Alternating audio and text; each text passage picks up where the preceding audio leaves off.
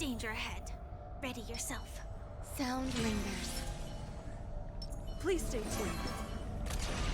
Firefly Type 4, activate!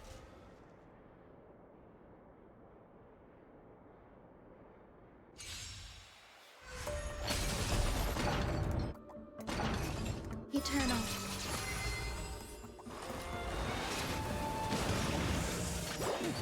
Let the show begin! Detonate! Until everything burns to ashes!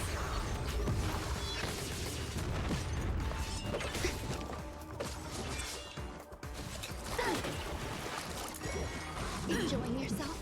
Fight to live!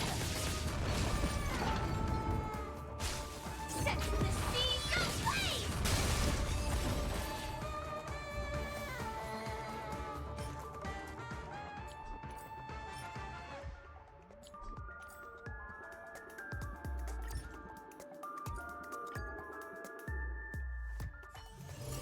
Let me stay here a little longer in this body.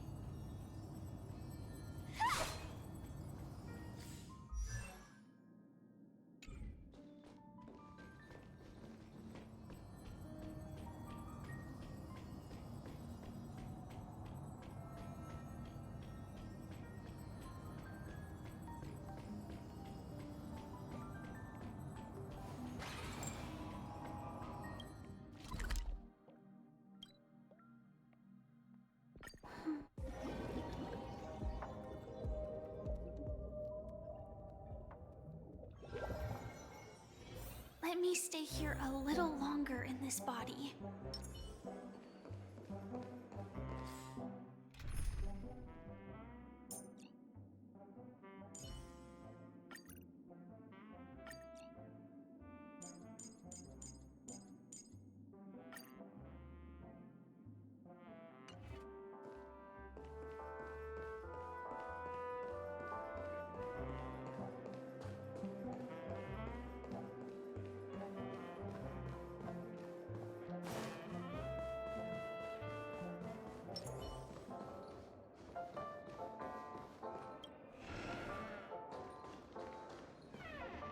Wake up! Wake up!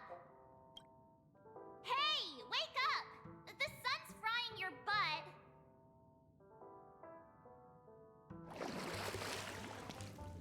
Are you okay? Can you hear me? I didn't hear a peep from your room, and it really freaked me out.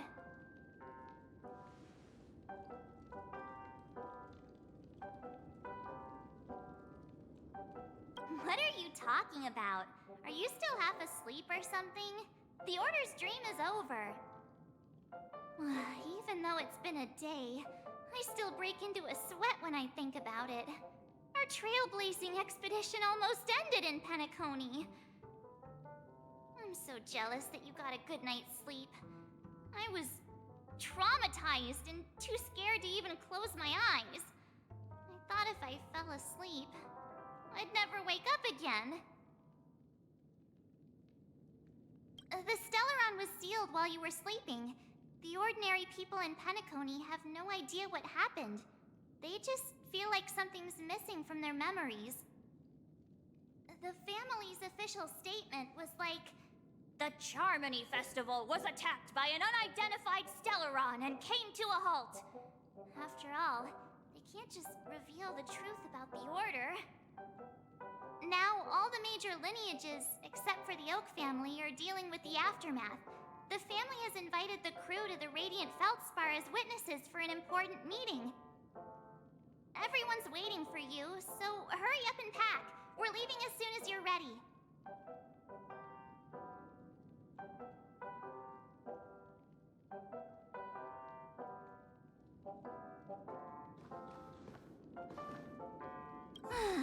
After all this craziness, nothing is better than staying safe in reality.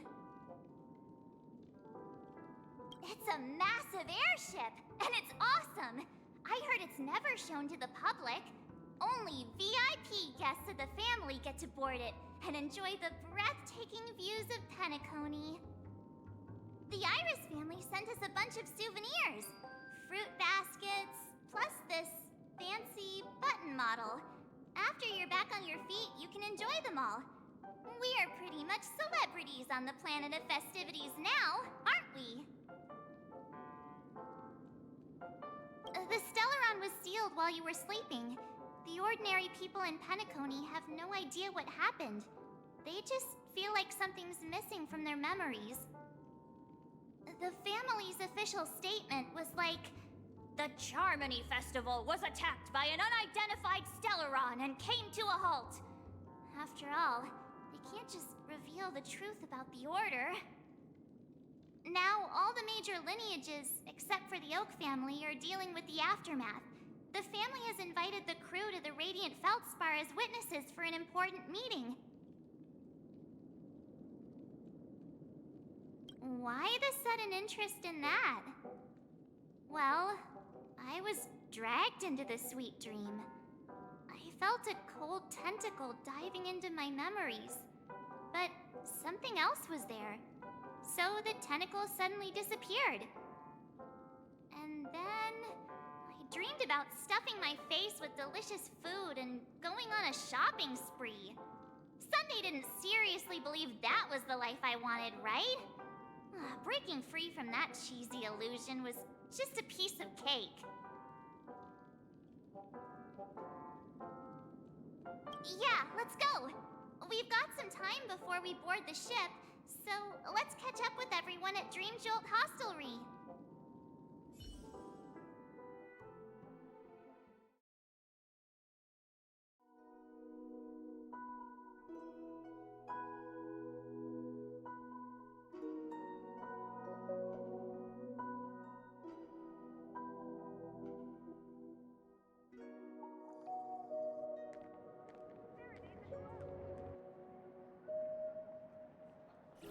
How extravagant. Just like Epsilon.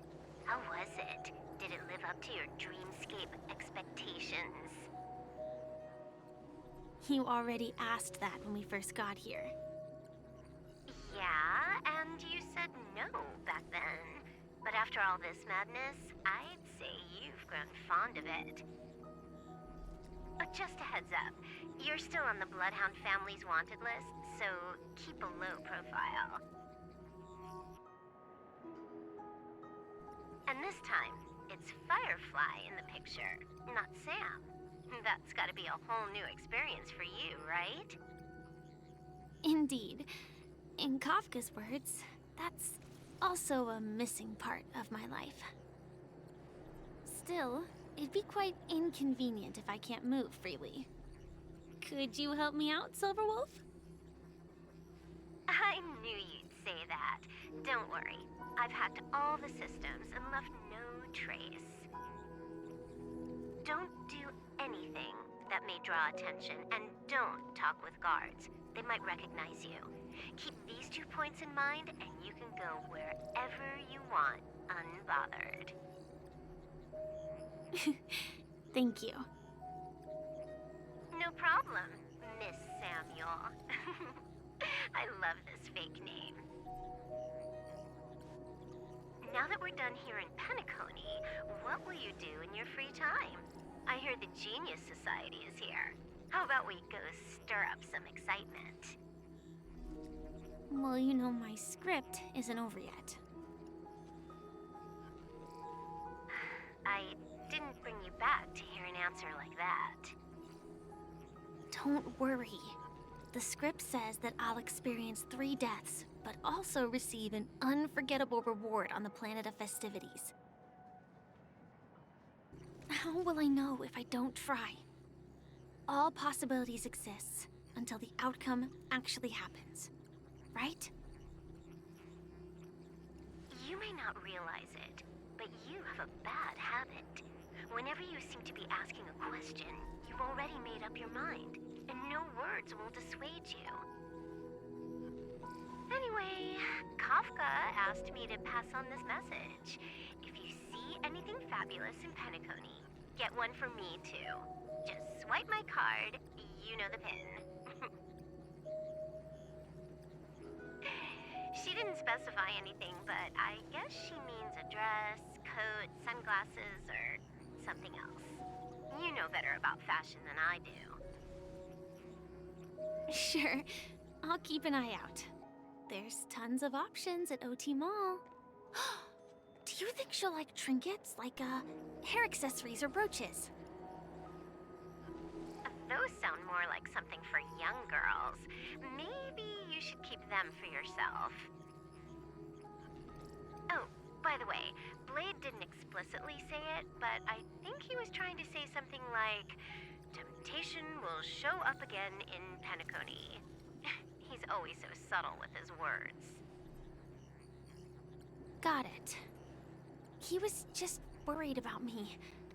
Relax, Silverwolf. You know me. I won't do anything crazy. I just want to wander around and see more of the world for myself. I want to buy some oatcake rolls. I've had a cake roll every day since I arrived at Penacony, from the first day to the last.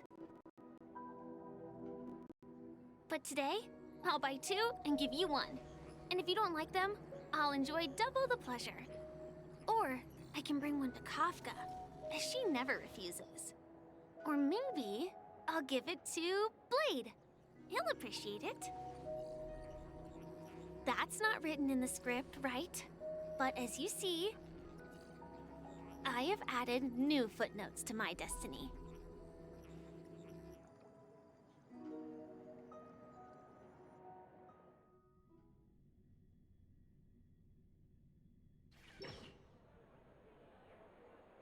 Welcome, Director Topaz.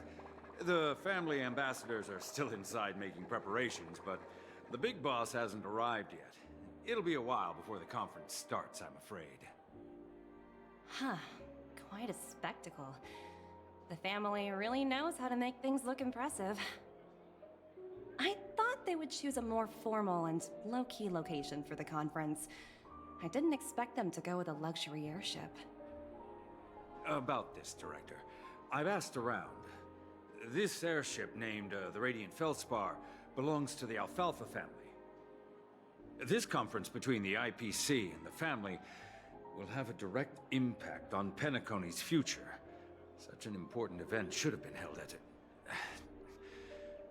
Well, somewhere secretive in the moment of morning dew. The atmosphere here, it doesn't feel serious enough. If I'm right, this conference is probably just a prelude. Whoever organized it wants to assess the IPC stance beforehand.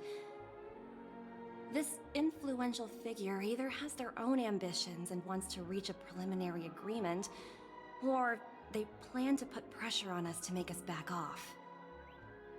Oh, your mind is always so sharp, Director Topaz.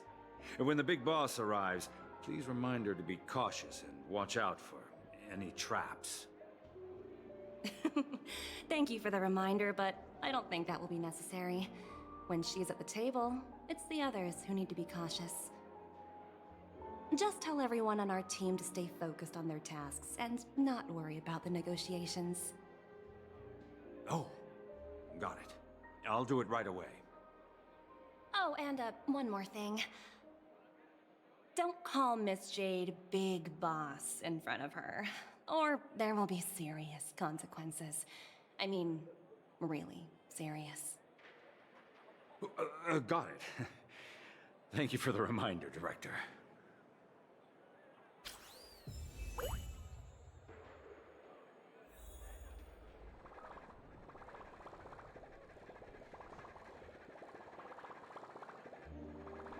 I tripped and fell right here. Just completely face planted.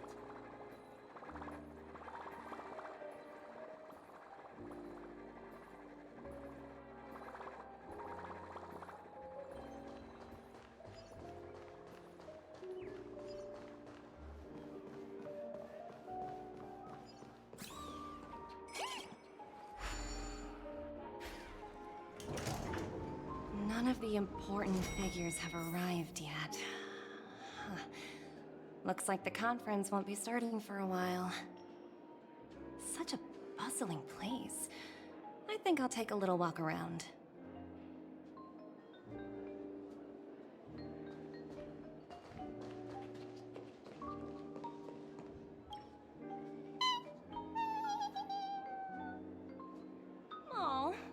hungry, Numby. Food in the dream. Shouldn't taste bad, right?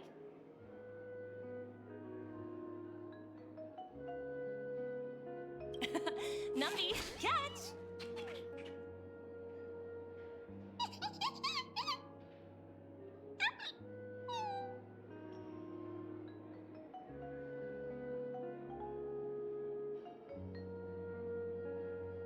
Oh, looks delicious, huh?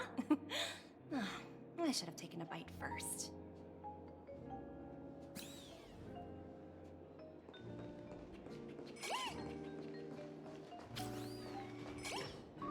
So many buttons. How many centuries would it take to press them all? Huh.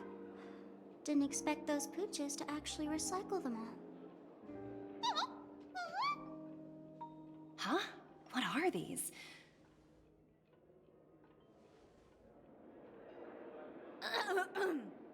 For your safety, please stay away from those objects.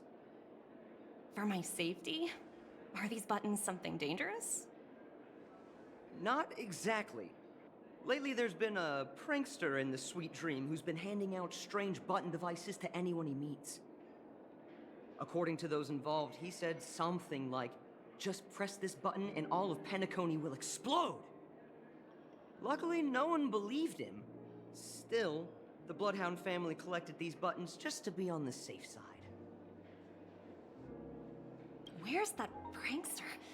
Haven't the hounds caught him yet? Yeah, that guy has some skills, I'll have to admit that. However, you know, the Bloodhound family won't give up. Whoever disrupts order in the dreamscape will face severe consequences. Anyway, the family will deal with these things. Please, kindly keep your distance.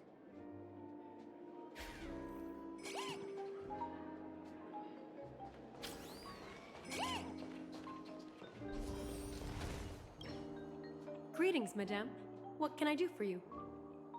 Hello. Could you tell me more about the Radiant Feldspar? I assume you are the ambassador of the IPC Strategic Investment Department. It's my honor to assist you. The Radiant Feldspar is owned by Mr. Odie Alfalfa, head of the Alfalfa family. Mr. Alfalfa invested a significant amount in building this luxurious airship an Ember era ago, and it has been sailing across the 12 hours of the dreamscape ever since. Oh, so it's owned by old Odie himself. No wonder the ship is so lavishly decorated. Indeed, Mr. Alfalfa has impeccable taste. Only the most prestigious guests are invited by the Alfalfa family to board this airship. Please allow me to continue my introduction. The Radiant Felspar had been cruising over the Sea of Dreams in Penacony for an entire Ember era. But its voyage was temporarily halted due to the recent reverberation. Reverberation? Such a formal way of putting it. You're really downplaying the whole thing. I apologize. Please continue. Following the previous reverberation in the Sweet Dream, the Radiant Felspar had to suspend its voyage temporarily. Thankfully, the factors that disrupted the dreamscape have been resolved. However, due to, well, certain special reasons, the Charmony Festival originally scheduled at the Penacony Grand Theater had to be temporarily postponed. So, Mr. Alfalfa suggested relocating the Charmony Festival to the Radiant Felspar, taking this opportunity to announce the resumption of the airship's voyage. Ah, well, that would meet the family's needs and also create momentum for Mr. Alfalfa himself. Quite fitting for a legendary tycoon like him. Thank you for explaining matters to me. Goodbye.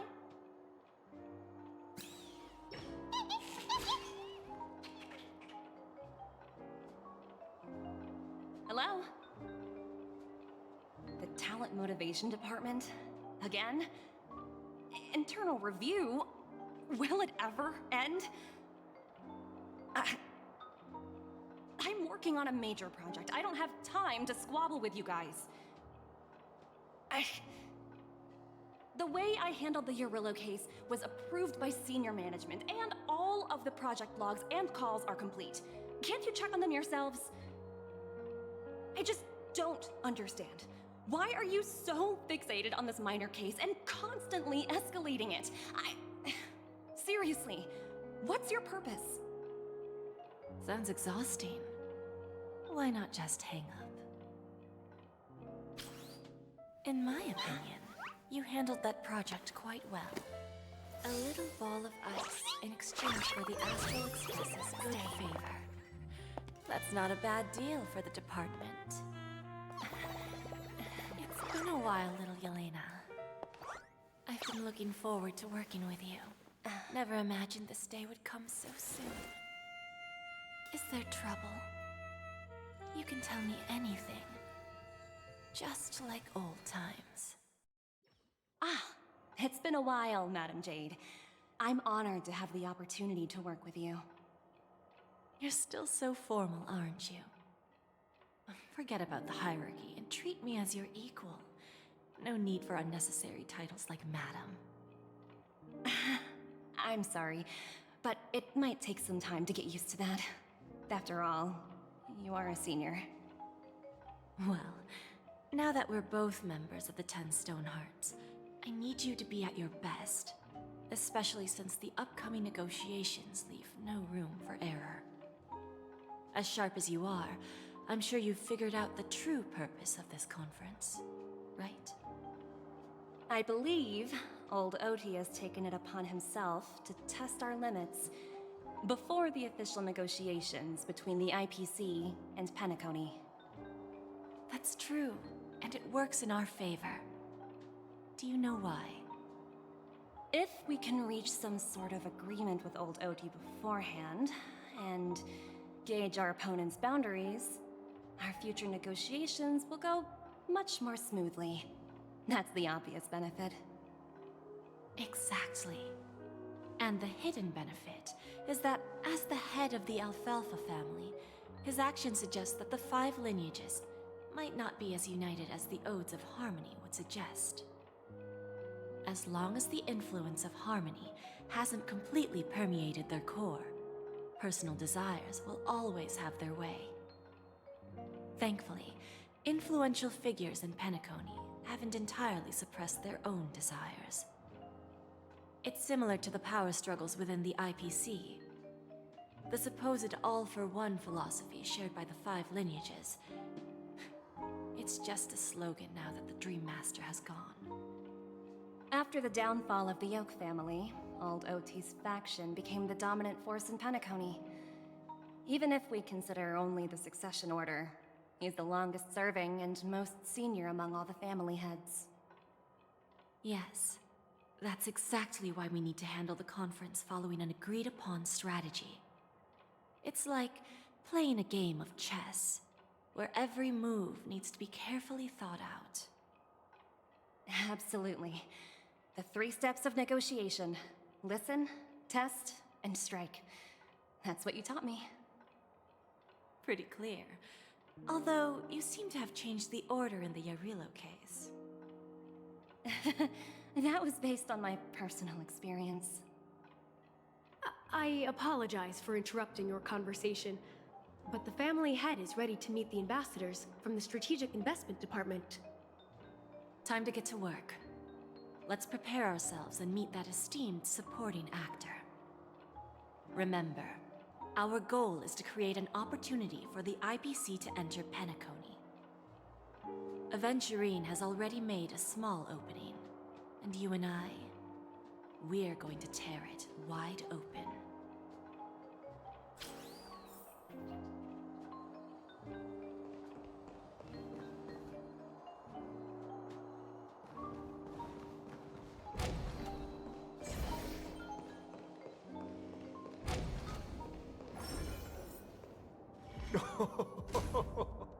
Welcome aboard my ship, the Radiant Feldspar. Smart and charming ladies. Please, have a seat. Let's have a pleasant conversation.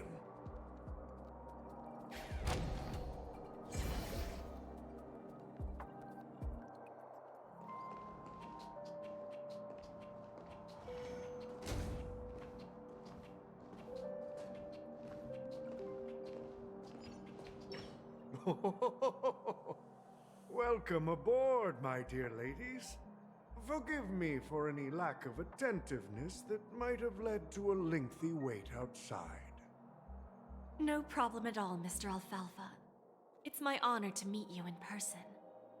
You may not be aware, but the book VOD Alfalfa, the biography, is a must-read for all Strategic Investment Department employees.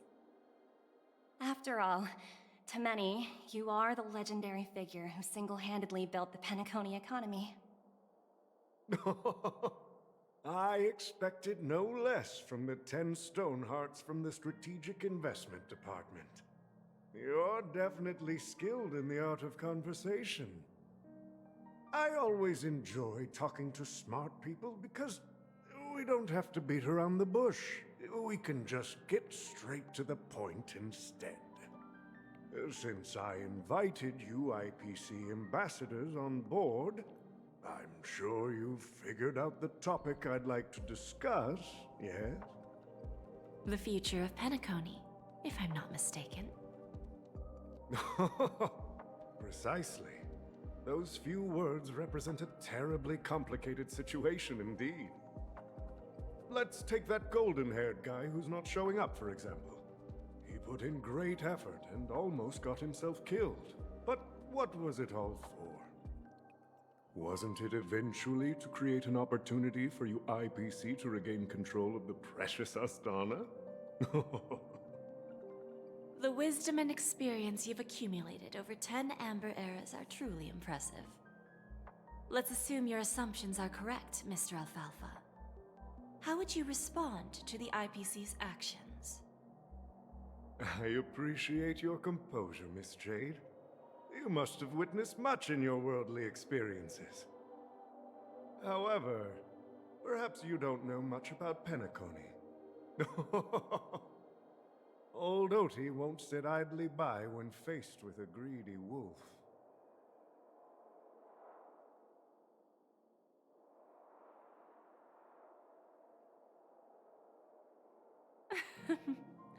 Please, go ahead. I'm all ears. Then I'll be straightforward.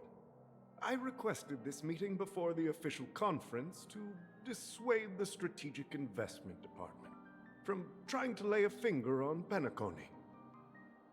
If you back off now, you can make a smooth exit and prevent the IPC from losing face during more important negotiations.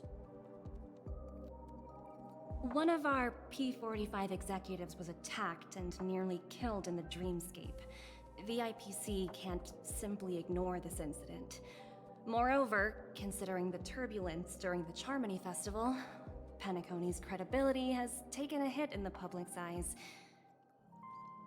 Despite your determined attitude, the issues plaguing Penacony are real, are they not? You use the term real, Miss Topaz, but let's not forget that this is the realm of dreams. If you want to succeed here, you need ambition and unconventional thinking. Curious about how I plan to respond to the IPC? Well, I don't mind sharing. My actions will help Penacony take a significant step forward by self-listing and going public. Going public? If I'm not mistaken, you want to bypass the IPC and go public on a universal scale. Precisely. Instead of watching the IPC gnaw away at Penacony, I'd prefer to open the doors of the sweet dream to the entire universe.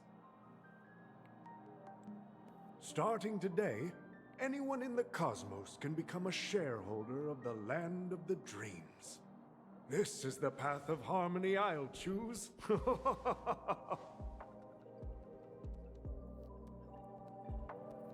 This reform should have been implemented earlier, but unfortunately, the Oak family were a bunch of blockheads blinded by order.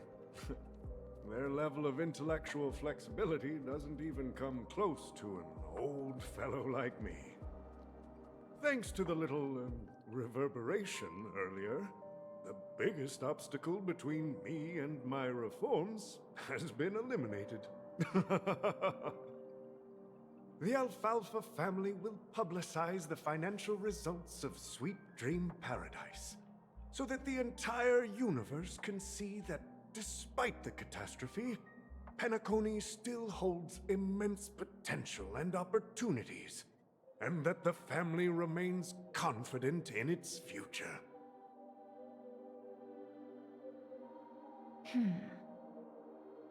Crisis and opportunity are two sides of the same coin. So, you've been waiting for the right moment for Penacony to regain the spotlight. And if Penacony should seize this opportunity to overcome adversity, even if the IPC tries to intervene, every move we make will be scrutinized by trillions of people.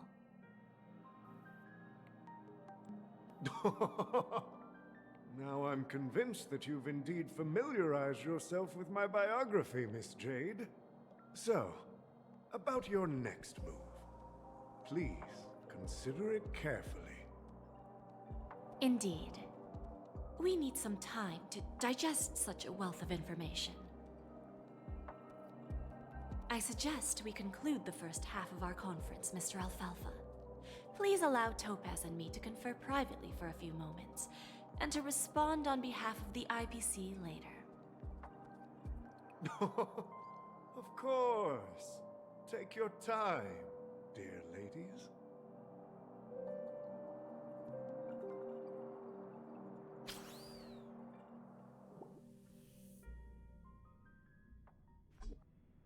The Alfalfa family had a meeting with the IPC? I got this information from a message sent by that IPC ambassador.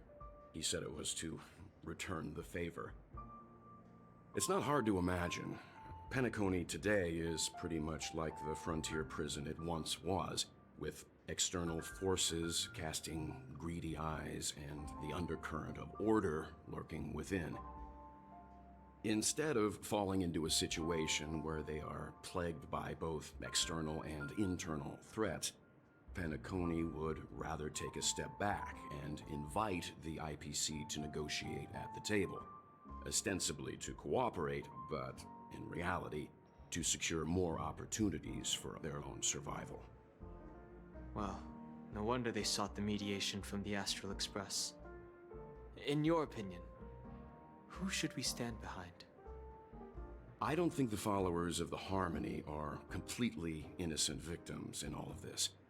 For reasons unknown, they have a strong desire to smooth things over, which leads to speculation about their motives.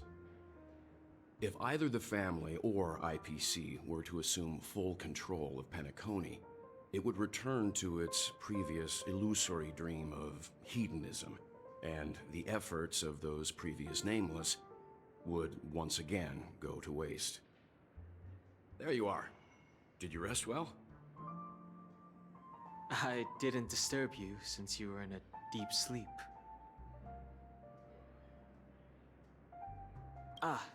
She went to negotiate with the family as a representative of the crew. She'll contact us once her arrangements are ready. After Anna's dream was shattered, the family branch from the Montour system soon arrived and swiftly took control of the situation. Most members of the Oak family fell unconscious, but fortunately, their lives were not in danger.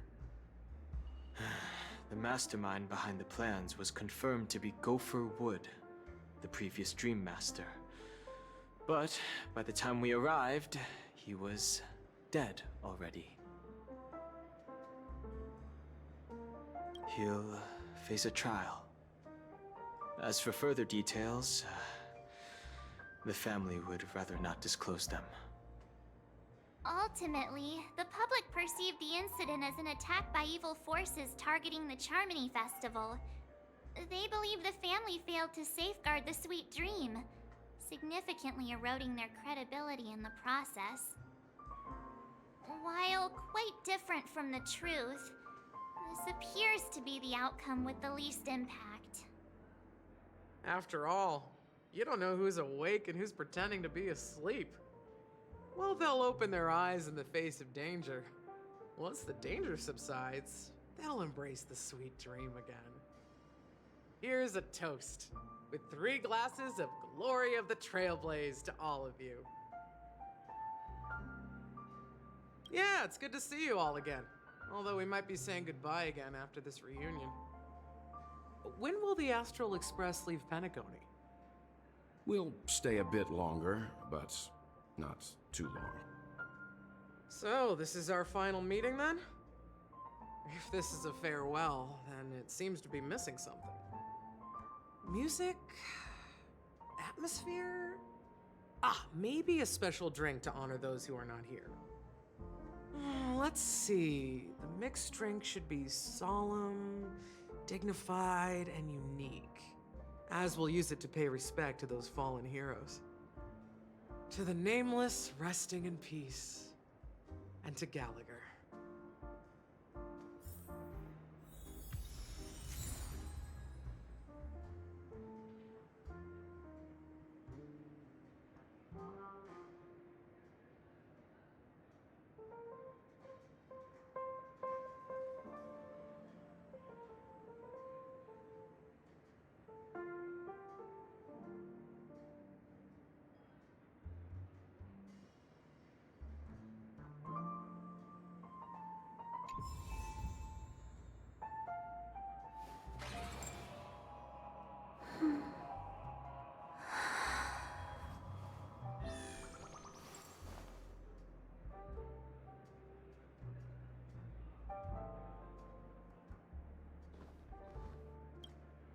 This trailblazing expedition has been thrilling and memorable. Hopefully we've all gained insights about ideals, paranoia, clarity, and dreams from the experiences we've had. One bird longs for the earth and the other longs for the sky. Even if Robin had to stop her brother with her own hands, she won't give up on him. However, facing punishment from the Harmony is inevitable. He will face a trial. As for further details, the family would rather not disclose them.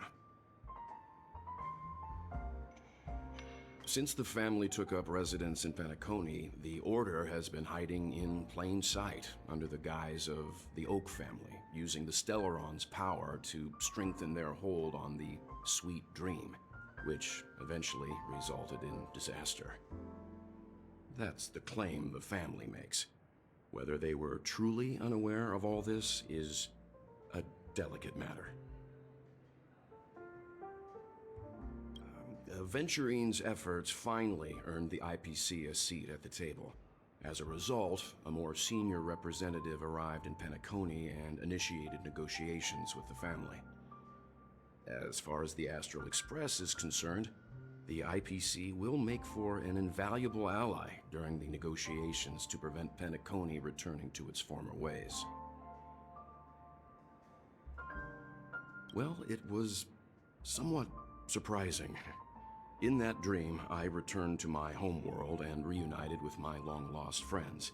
And for some reason, Acheron resurfaced in my mind. When I realized that her conclusion was not preserved in memories, I became aware of the bitter truth. The conclusion of a journey can often be sorrowful. All we can do is to try to make sure it ends on a happy note.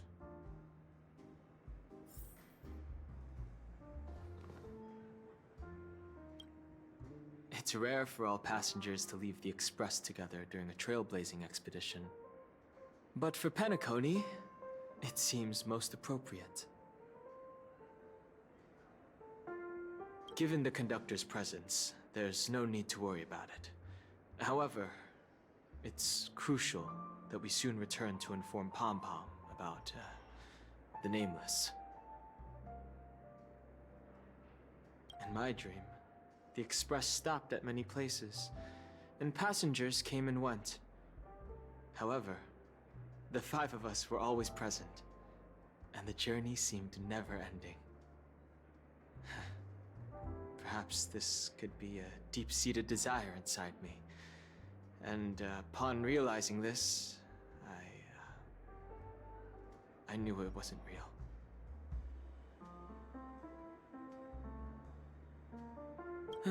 No related records exist in the databank, but I have a theory. The hidden dangers of the Order have always been within the Harmony, and this issue existed within the family from the very beginning. However, now that more powers in the universe are aware of this secret, the situation in the cosmos will become more complicated. Like I said, we'll go and see. Once we've packed everything, we should head to our next destination.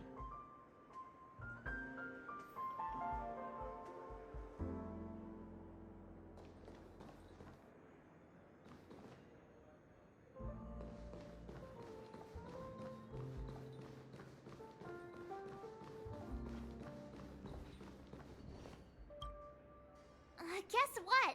Something weird just happened when I was on my way over here. Someone gave me a strange gift. So I unwrapped it and found out it was a button with a message on the back. Just press this button and all of Penacony will explode. That sounds terrifying.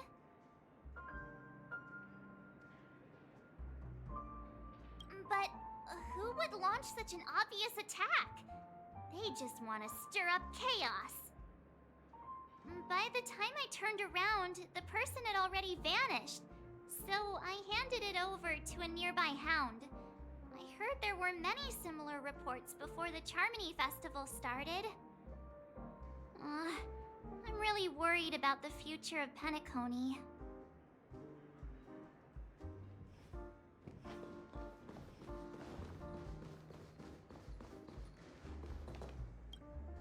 Ready to mix your drink?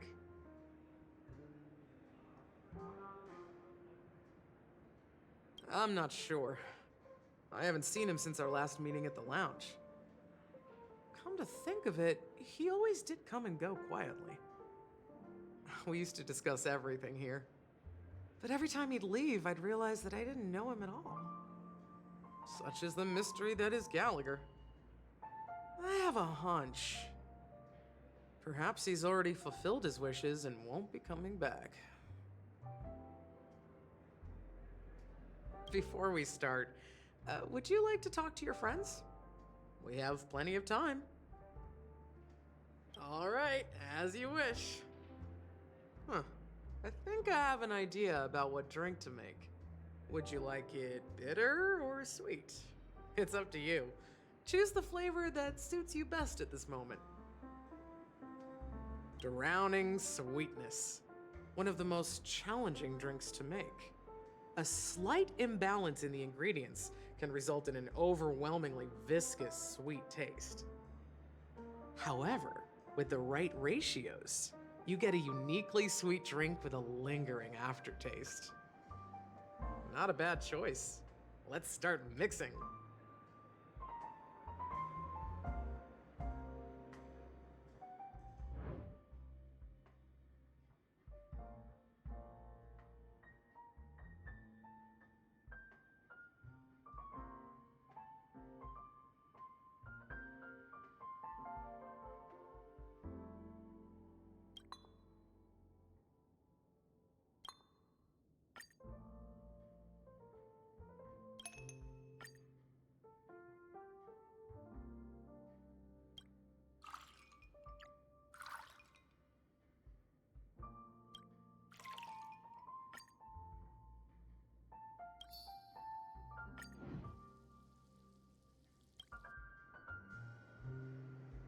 Words always fall short. If you want to bring closure to past events at this lounge, there's no better way than mixing a drink. Blend all your memories and emotions together and stir them well. Through the filter of time, what remains in the glass is something to savor. Well, it's done. Here's to the nameless resting in peace, and to my friend Gallagher. The spirit of freedom will spread far and wide among the stars, and its legacy will be more timeless than a pastoral song. We're not accepted by the outside world, so we've gathered here. And one day, our souls will return to the same place. Cheers.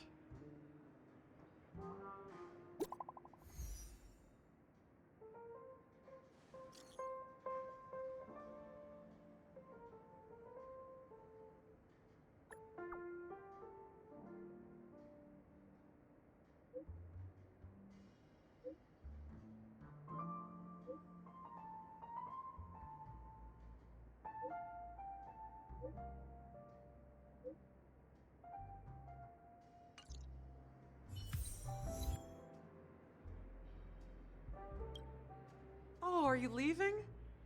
Oh, then take this with you. I've mixed more of this last special drink for you. The past shouldn't be forgotten. So I hope it brings back the flavors of Penacony. Thank you. I'm sure it'll leave a lasting impression. If you happen to run into Gallagher, make sure he has a sip too. I know his tastes, and he'll be thrilled. All right, enough with the heavy stuff. You guys have important things to take care of, so let's not dwell on things. Whether it's the Astral Express or Penacony, there's still a long journey ahead. So let's lift our spirits, guys, and embark towards our tomorrows.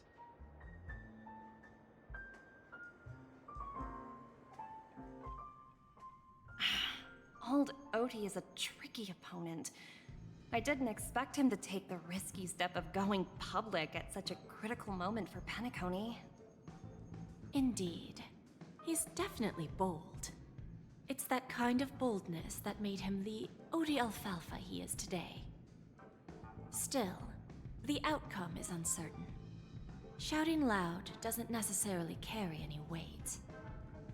What about the phone call I asked you to make, Topaz? Ah, they agreed. But it'll take some time before they arrive. Just as it should be. The sweet dew should be served after the bitter poison. Looks like we'll be skipping the exchanging apples step this time around. Now that we're dealing with a greedy merchant, a simple apple wouldn't make a difference. Well, I guess I included myself in that remark too. Now I'm a bit curious, Topaz. Do you think Penacony is a quality asset? Yes. Despite its recent calamity, Penacony remains a top-quality asset within the cosmos, with good credit, lucrative potential, and promising prospects. Well, that's obvious, but what I truly wanted to know is, this project is obviously too bland for your taste, isn't it? That's true. I wouldn't be here if it weren't for Venturine. But despite that, you trust him. You even entrusted him with a cornerstone. Something as precious as life itself, to finish this gamble. Are you not in the same boat, Miss Jade? Without us playing along, your Jade Stone wouldn't have made it across the border so easily, allowing you to see all desires that flow through dreams to gain a bargaining chip in negotiations. That's why I'm willing to stake my Topaz Stone to cover for you. It's like one big, elaborate game of chess. Once that kid sets his mind to something, nothing can stop him. Not even fate. Well, at least he's still alive, and that's the best outcome. Looks like we've strayed off topic, Miss Jade. Should we discuss our next steps? No need. I'll go it alone. Meanwhile, you can go greet our honored guest and wait for my message. Okay. Is that Robin? Huh.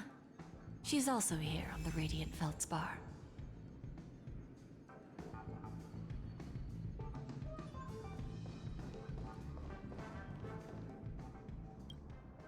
Greetings, Miss Robin. I didn't expect to meet you here. Miss Jade? Greetings. The opening ceremony for the Charmony Festival has been moved to the Radiant Feldspar, so I'm here making some preparations. How about you? Have you spoken with Mr. Alfalfa? I'm actually on my way to meet him right now. Do you know him well, Miss Robin? Unfortunately, I've never met him. I've only heard a few comments from the former head of the Oak family. Mr. Alfalfa is respectable when it comes to business, but in other respects, I can't say the same. Where do you think the future of the planet of festivities is headed? I believe the sweet dream will see its rebirth, just like the Radiant Feldspar resumed its voyage. The Harmony needs a new direction. Only by bidding farewell to the past can we actually sail into the future. There are no permanent allies or everlasting enemies. So let's both take what we need from this deal. Naturally. I'm looking forward to your performance. See you at the festival. See you later, Miss Jade.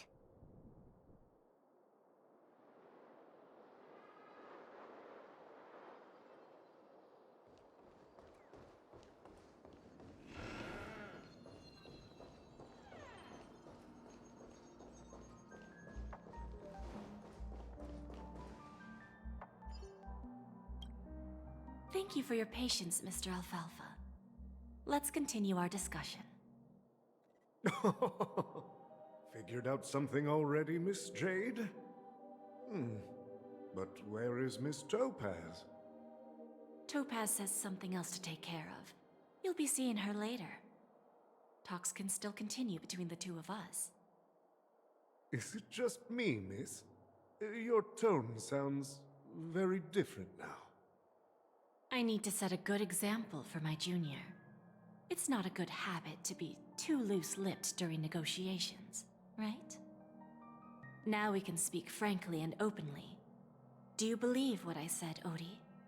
You're not the only merchant who has seen the changes in the cosmic market over the past 10 Amber Eras. Interesting. Now that's interesting. Good. It's good to be straightforward. Openness and transparency are my things. So, tell me, what's your next move? Unfortunately, I'd like to speak the harsh truth before laying out my plan. Let's cut to the chase. First, your plan won't work. Penacony has no way of sidestepping the IPC and going public. Second, you can't stop the IPC from entering Penacony. We've got all the time and connections in the world to find a way in. We'll keep tearing down and rebuilding this place until the Asdana system gets used to the IPC's ways again. Now, I'm repeating your words exactly. If you don't want to be a laughingstock and have everyone gunning for you at the official conference, you'd better drop your little pie-in-the-sky plan. Oh, interesting. Indeed. You surely have a way with words. Now, I'm curious to know what you have up your sleeve. Mr. Alfalfa, let's not forget that the IPC controls the biggest interstellar publicity platform. More than half the news networks in the universe take their orders from us. The moment news spreads about Penacony going public, trillions of customers will immediately receive a message like this. The family's protection for Penacony has expired. Any mishaps in the dreamscape could result in permanent brain death. Care to guess how many ways we have to turn Alfalfa credits into worthless junk within a measly 24 system hours? With the entire cosmos keeping a close eye on Penacony, I assure you, it won't be too hard. You really think you can pull that off? Even from Pier Point, as distant as it may be, I'm more than capable of keeping you on a tight leash. However, if you agree to give up that half-baked plan to go public, the IPC will assure you that we'll never jeopardize the interests of the family heads under your leadership. After all, we also need allies here in Asdana. The IPC can assist Penacony with financing, starting by acquiring 30% equity shares. With our financial support, stabilizing and rebuilding Penacony will be a piece of cake.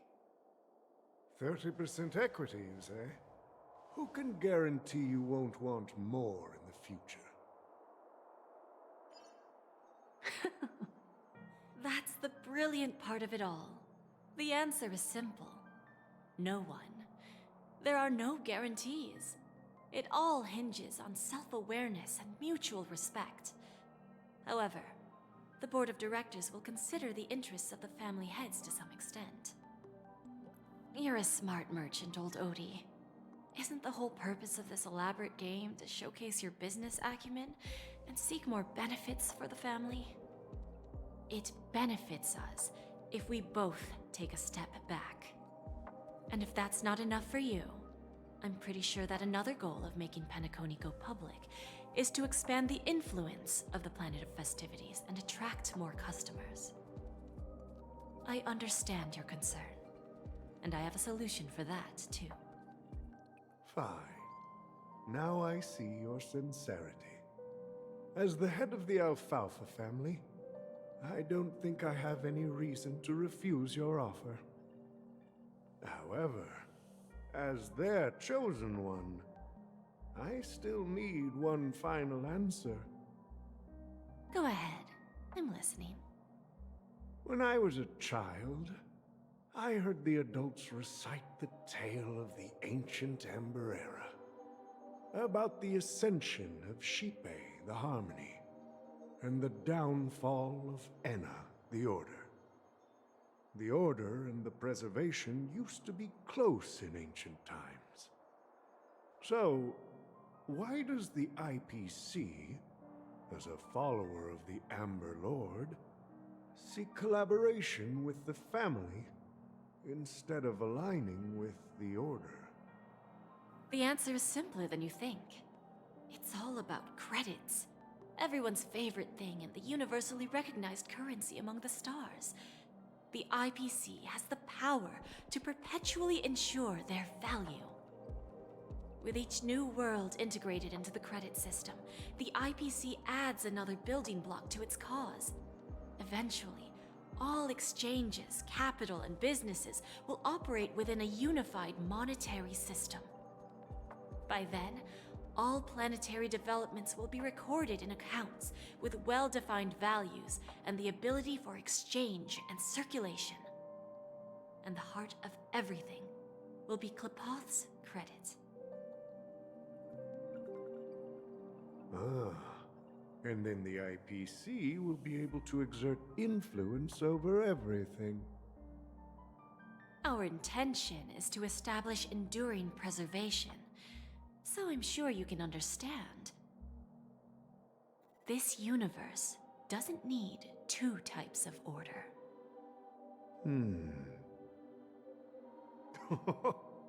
Well said. Now you've convinced me. All right. Tell me your solution. Let's see if we're thinking the same thing. Then let's continue our conversation. Please, Topaz, invite Sweet Dew to join us at the table.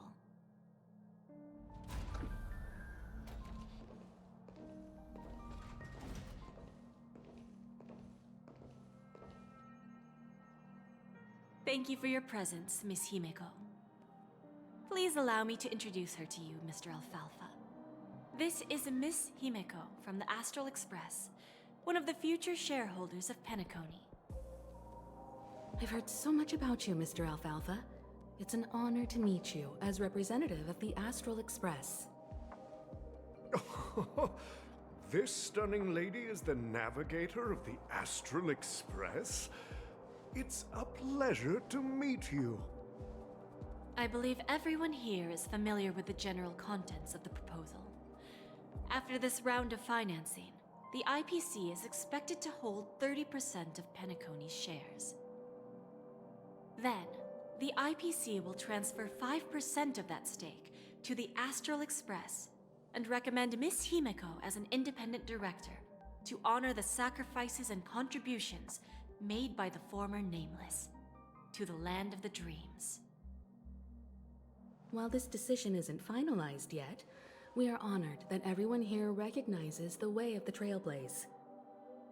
While the Nameless didn't embark on their journeys for fame or fortune, if this is the wish of both the family and the IPC, I will represent the Astral Express and fulfill my duty as a member of the board of directors.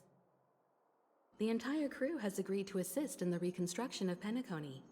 Beyond that, in our future travels, we are committed to bringing the beautiful dreams of the planet of festivities to more worlds. Of course, all cooperation is based on one premise. The path of harmony in Penacony must not be distorted again, and such a tragedy must never recur.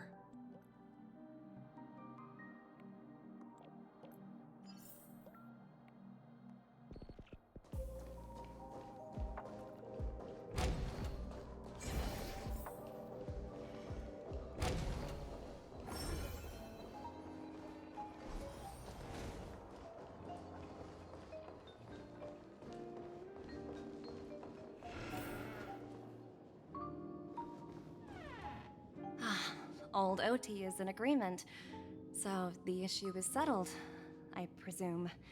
What about the remaining family heads? They will soon realize the situation. When old Odie answered the last question, he represented more than just the Alfalfa family. When should we schedule the formal negotiations? I'll handle the arrangements. It's all up to you. I'll step back and let you handle the negotiations and takeover. I won't be involved. But Miss Jade, this is... Aventurine initiated this case, and you were his project partner. If that kid hadn't overplayed his hand, I wouldn't have been pushed to the forefront. I came here today to help you sort out the toughest issue. I trust you'll be able to wrap things up quite nicely, little Yelena. Of course, there won't be any problems. And please, give Diamond my assurance.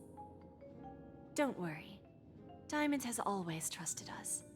I'll put in a good word for you, and you'll have your P-45 position back in no time. Radiant Feldspar. What a fantastic ship. Now that my business is done, it's time for me to indulge in my own little hobby.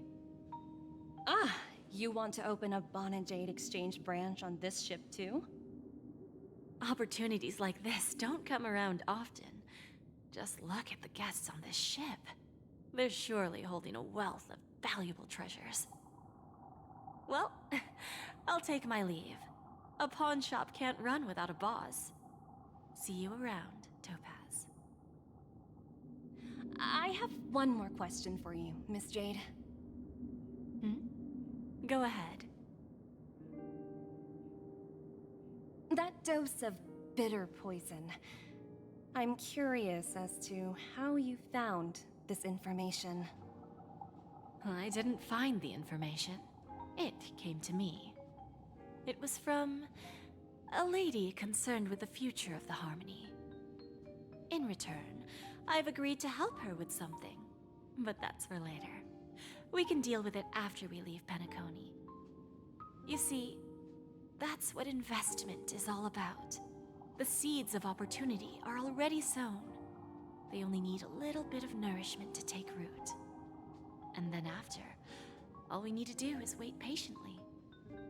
Like right now, for example. It's just about time my final guest boarded the ship.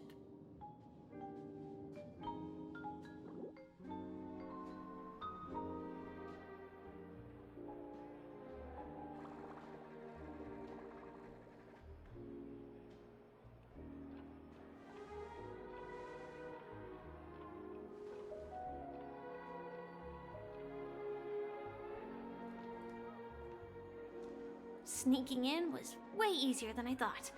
The family's security is as lax as ever. So, this is the Radiant Feldspar. So luxurious. A pawn shop that grants wishes. Is there really a place like that on the ship? I'll find out for myself if the rumors are true or not. I tripped and fell right here. Just completely face planted.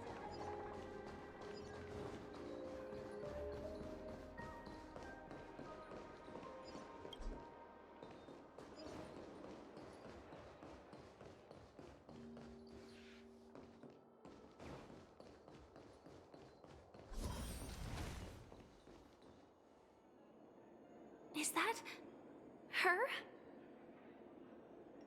Huh. Vanished in the blink of an eye. So the Astral Express is here too. By the way, there's one more thing. Mr. Alfalfa and I discussed it. I'll present a gift to the Astral Express on behalf of the family as a token of gratitude for the Nameless's contributions to Penacony. Please help me with the necessary arrangements. Right away, Miss Robin. Can I ask you something? Oh, greetings, miss. Is there anything I can help you with? Do you know how to get to the pawn shop? Pawn shop? Ah, you must be talking about Lady Bonajade's place, right?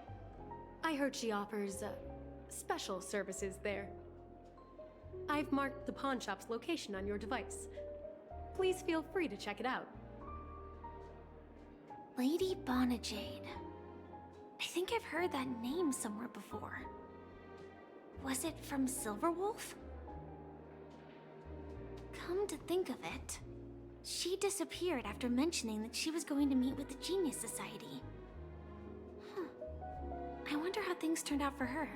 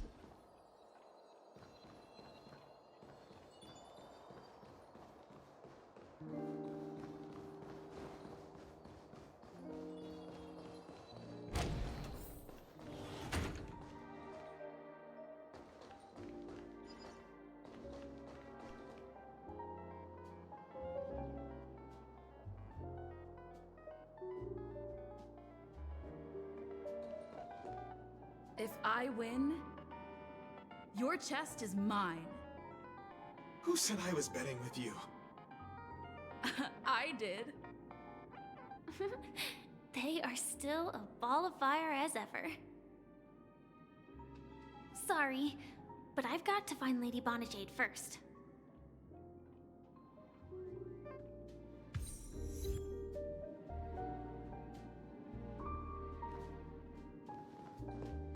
No, it's not the best time to do that. Sorry, but I've got to find Lady Bonajade first.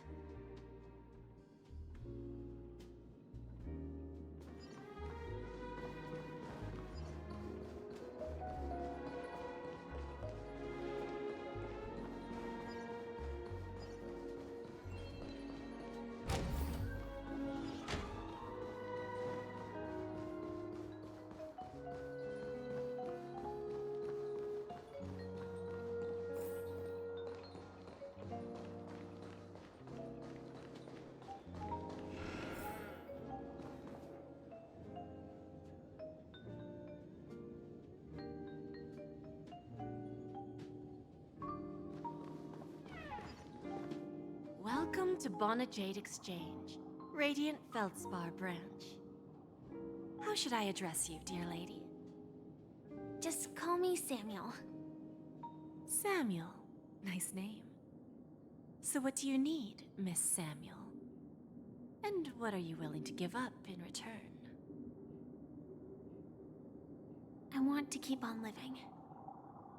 And for that, I'm willing to give up everything I have. Everything you have?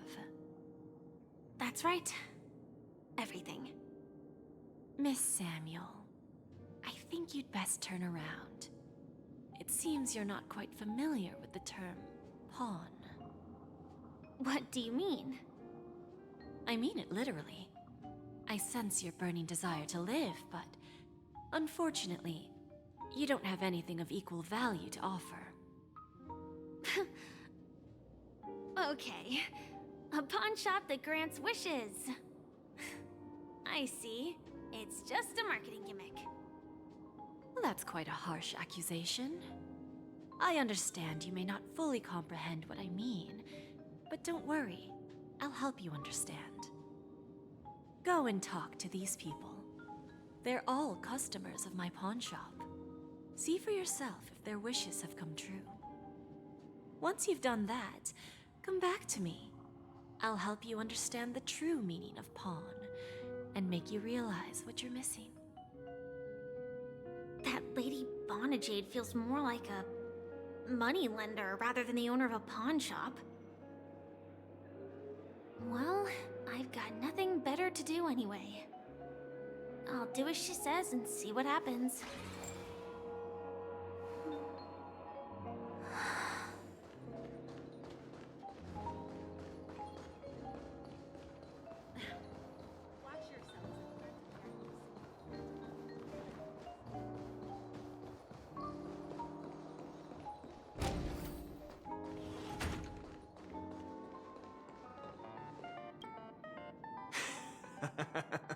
You stupid little girl. Coming back to lose more money, huh? Ugh, enough talk. Let's get started. This will be our final game. I'm betting my entire fortune. Oh, a big talker, huh? All right, let's see what you've got.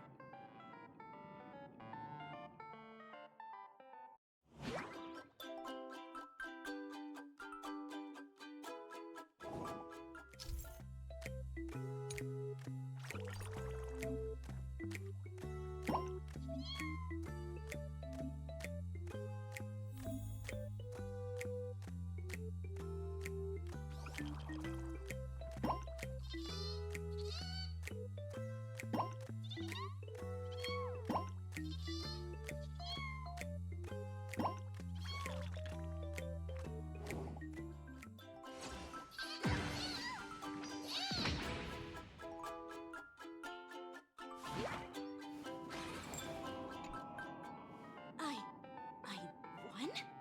I actually won! This can't be! You lost to me 10 times in a row. How could I possibly lose to you at such a crucial moment? It's true! Lady Bonajade has truly blessed me! Ha! Finally, my luck has turned for the better. Great new era for Stacy. The master gambler has arrived.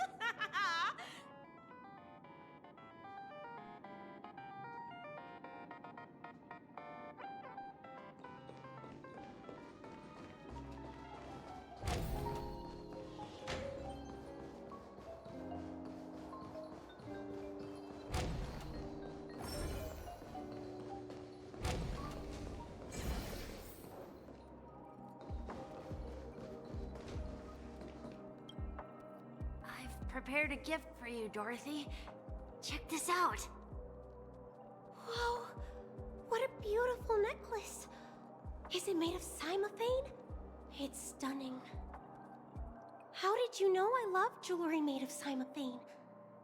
It has the same purple hue as the necklace my dad gave my mom. I've never told anyone about it. How did you find out, Del? So So... Will you go out with me? I will. Really? I mean, really? I never said yes before because I thought you had no idea what I liked. But this gift made me realize you were actually paying attention all along, trying to learn everything about me. So yes, I will. Wonderful! My wish has actually come true! So, shall we go, Dorothy? Let's go outside and enjoy the stunning views of the 12 hours. Yeah, let's go.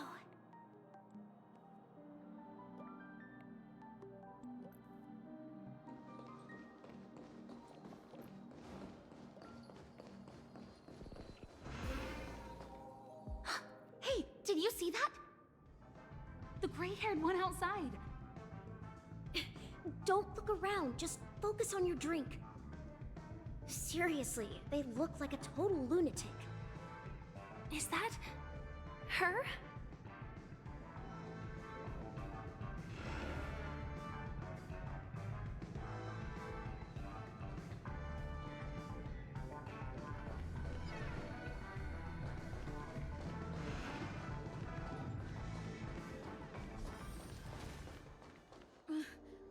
Chirp, chirp. Origami bird. Hey, little birdie. Come on. Oh, calm down already. Everyone's staring at you. No, it's not the best time to do that. Sorry. I'll catch up with you later.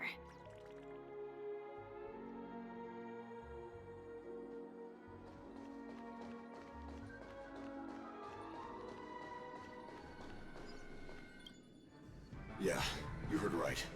I've got him. He's been hiding at the moment of soul in Penacony, using a fake identity. And he even posed as a professor at Paperfold Academy. I've made a deal with the family. We'll leave the extradition-related paperwork to you. How'd I find him? Well, let's just say I had some help from an influential figure. Don't ask for the details. 22 years. Yeah. 22 years of chasing this guy all over the cosmos. You know, never thought it'd end up like this. Right here. I'm gonna hang up for now, partner. I need to raise a glass to myself.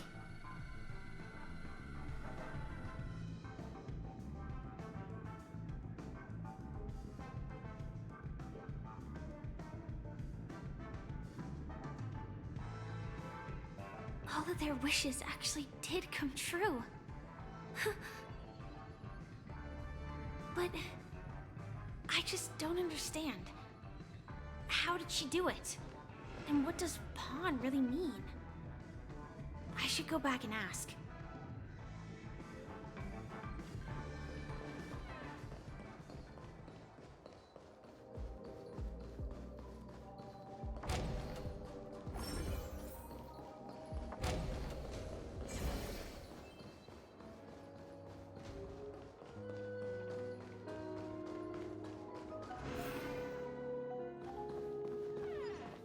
So you're back, Miss Samuel. Yeah. I found those people. And it seems their wishes did come true after visiting the Bonajade Exchange. But I'm not sure what you want me to see. They all seem to be living fulfilled lives. Not so fast. This step was just to show you that the Bonajade Exchange is genuine. That I had the power to grant their wishes. And now, I'll tell you the price they paid. Dell was from a wealthy family. He was head over heels for Dorothy, and wanted to win her heart. So he made a deal with me. He put up his entire fortune in exchange for a gift that would impress Dorothy.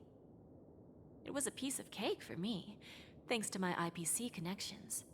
However, Del will soon find himself evicted from the dreamscape because he can't afford his room. Whether he can bounce back from poverty, well, that depends on him. Let's just hope that necklace will keep their relationship from crumbling. Then there's Stacy, a lady with a gambling addiction. She wanted some serious luck, but she had nothing to offer, so I took something else instead. I took away all her close relationships. From the moment she stepped out of the Bonajade Exchange, every casino in the cosmos would remember her name. But her parents and siblings would sever ties with her, and it would be impossible for Stacy to make any real friends again. She will accrue a vast wealth due to her good luck, but she'll never be able to use it for the people who truly matter to her. As for Detective Walker, he spent 2 decades chasing down a wanted criminal for some heinous crime. But he never caught the guy. In his desperation, he came to me. He offered his own memory system as collateral. In due time, his memories as a detective will be erased, and he will completely forget his own identity and all the sacrifices he has made. Interesting, don't you think? I fulfill people's desires and grant them favors, and soon they come back to me with even greater desires. When people see others' desires get fulfilled, they develop their own desires. It seems like an endless cycle, but it does have a goal. In the end, I will get what I desire from this whirlpool. And patience happens to be one of my greatest strengths. So now, do you understand what you must give up, Miss Samuel? Or should I address you as AR 26710, a remnant of Glamoth's Iron Cavalry? I'm not surprised. You are much calmer than I expected. Entropy loss syndrome. Truly an unjust misfortune, isn't it? The higher-ups in Glamoth implemented such a failsafe within the genes of their warriors, just to make sure the Republic's most powerful weapons wouldn't fall into the wrong hands.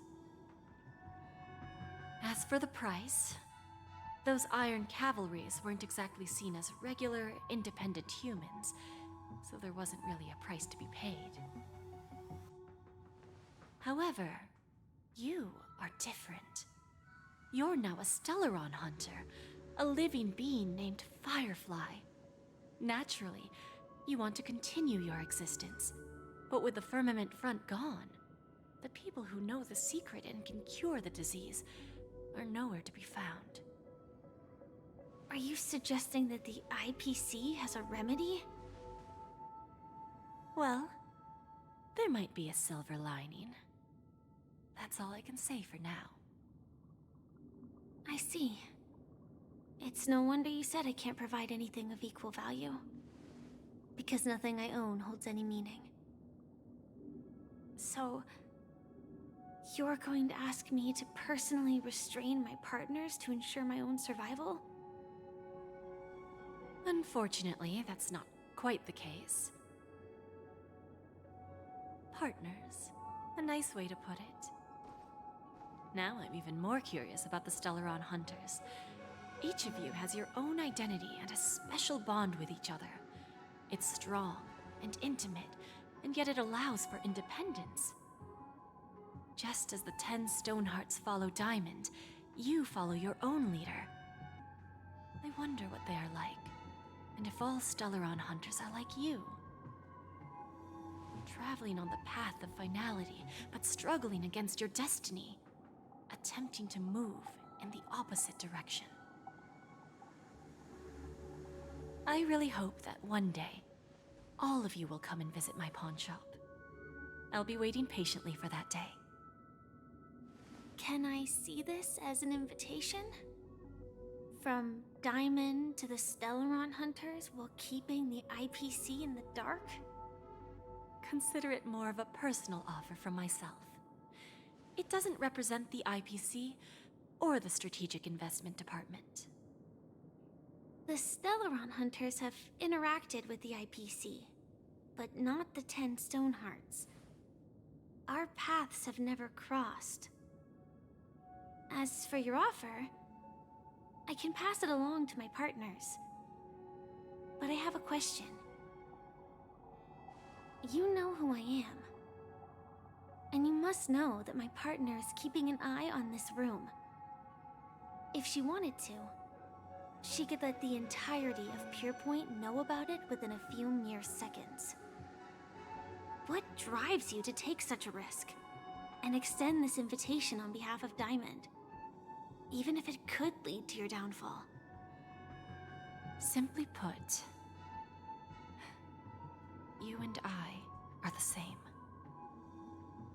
However, unlike you Stellaron hunters or the Astral Express, we band together merely to obtain what we want. Each of us has our own past and destined ends, and on this journey, we have been invited by Diamond to join him. This journey could be either brief or long, as each of us carries a void in our hearts that can only be filled from the outside. So, Diamond made us a promise to divide the power of the Emanator of Preservation into 10 pieces and give each of us a cornerstone to fill that void. Mortal flesh is fragile, yet my heart is unyielding like the monolith. For without this resolve, the way of preservation would fade into oblivion. So, you understand? This pledge goes beyond a mere oath. It's our collateral in exchange for opportunities, wealth, survival, and a future. And whatever we gain from it will fortify the Stonehearts in return, allowing us to achieve the great cause of the preservation when the war among the eons eventually comes.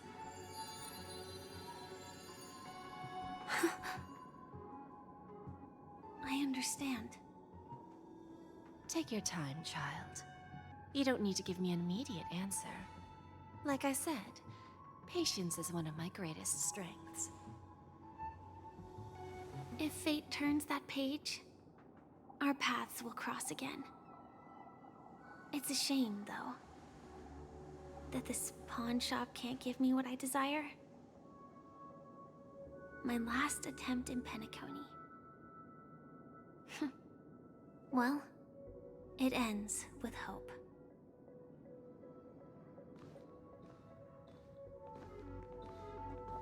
Lady Bonajade? I've come to deliver the collaterals promised. Turns out, the meeting to decide the future of Penacony went much smoother than expected. With little debate. The Charmony Festival's opening ceremony is starting soon. I should head down and take a look. This airship has quite a few treasures. A bountiful harvest.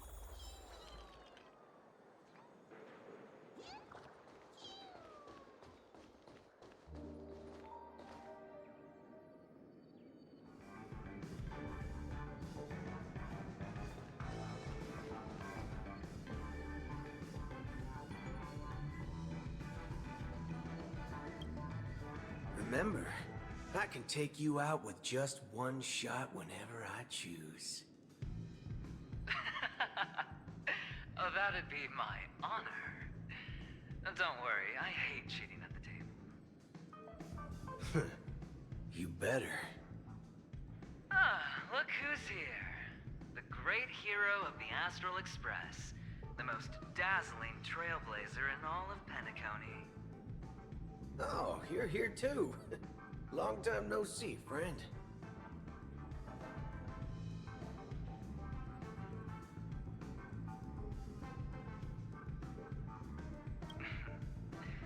Merely a greeting of platitudes. As long as you and I have an understanding. Well, let's set aside those under-the-table dealings for now, partner. Don't want to spoil the festive mood of the Charmony Festival. Oh, I agree. Now let's congratulate Miss Trailblazer. I hear the family intends to thank the crew at the Charmony Festival.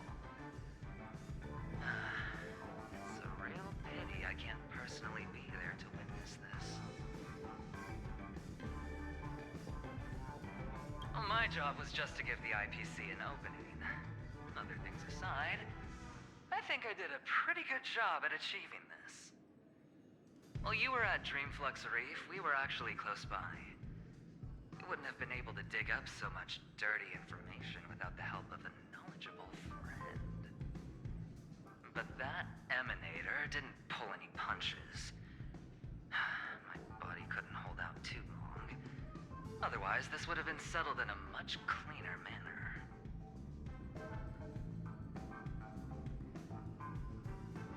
No problem. Punishing the wicked and eradicating evil is a top priority. Would have been strange if we sat it out. Making an entrance like that, us Galaxy Rangers are making a comeback. Reckon you'll meet quite a few followers of the hunt on your journey. Do me a favor, pass on my regards, will ya? Forget it. I'm not one to beat around the bush. I've got a score to settle with a high-ranking executive fella named Oswaldo Schneider. This flamboyant fella here can help me find him. The feud between the Marketing Development Department and the Strategic Investment Department is well known across the cosmos. But what I didn't expect was the involvement of the Galaxy Rangers in this feud. Looks like things are about to get spicy. Thank you. And I also hope you enjoy yourself, great hero of Penacony. I'll pass. But I do hope you guys have fun. If you don't mind, let's play a few rounds next time.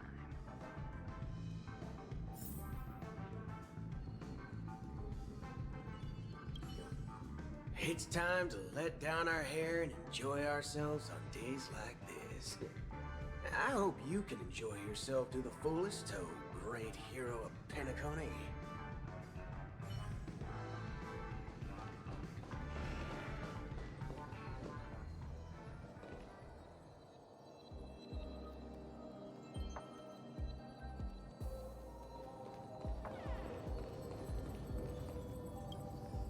Ah, yes. I remember you. Your performance at Herta's space station was adequate, I suppose. No wonder that gambler likes you so much. This individual is my responsibility during the trip. Nothing more than an errand from the Office of Academic Affairs. Very well. The Charmony Festival is about to commence soon. Take advantage of this unique opportunity. A blend of work and play is essential for superior knowledge absorption. The executives of the IPC and the Guild say that we are strategic partners. Yet, from my perspective, I am invariably the teacher, and he, along with you and every other individual, is the student. From this perspective, Aventurine isn't what you'd call an ideal student. Yet, he's also not utterly obtuse. Alas, the void within him can never be filled by talent and knowledge. Let's hope he doesn't turn into a philosophical zombie. Saying such a thing merely indicates that you have not truly grasped the essence of learning. The principle of balancing work and relaxation is scientifically grounded, with the relevant proof process detailed on page 21 of the 31,467th issue of the academic journal Star Caesar. Acquiring knowledge aims to enhance living. Don't invert priorities like those dolts at the Guild. Then you'll excuse me.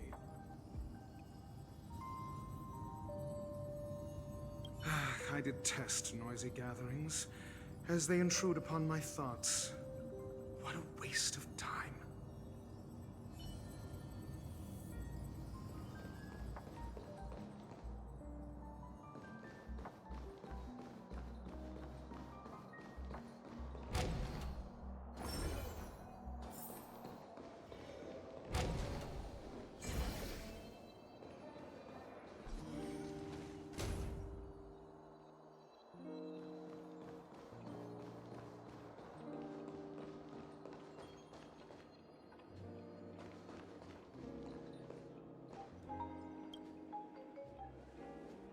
Well, if it isn't my old friend. It hasn't been long, and yet, here we are again. How are you?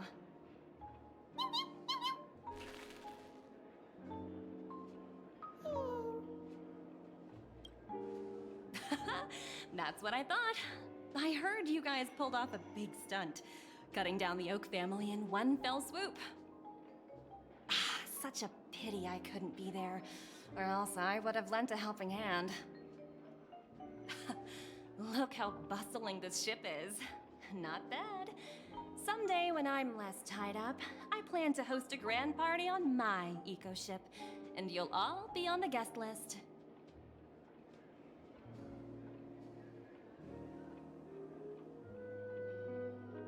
Transform? What are you saying? Oh, I understand now. You're referring to Aventurine's cornerstone, right? Sorry. Compared to him, my ability is not as visual. Guess there is no harm telling you. The abilities of the 10 Stonehearts' cornerstones are all different. Some can even read your thoughts, grasp your desires, so be careful. Now that I think about it, it's good that Bronya got when she done Belobog. If she came any later, we probably wouldn't have ended up as friends.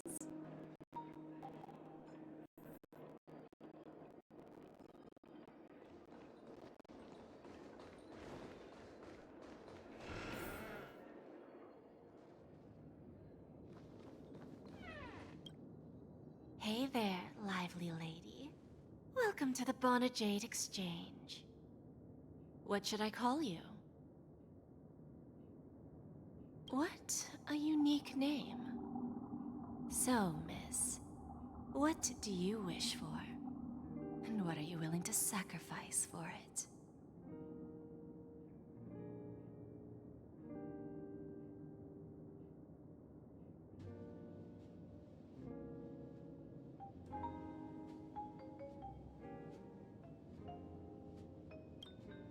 Oh, this is your wish.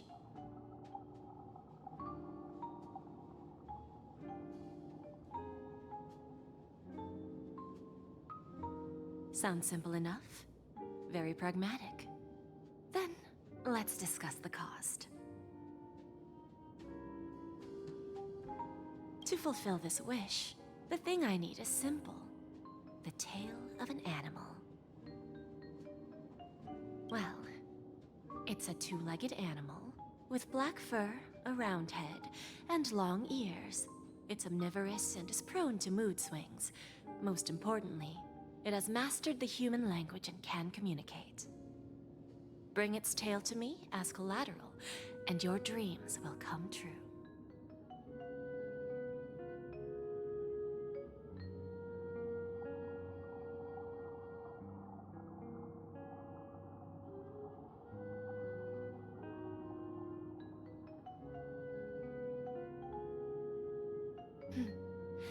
May fate bring us together again, Miss Trailblazer.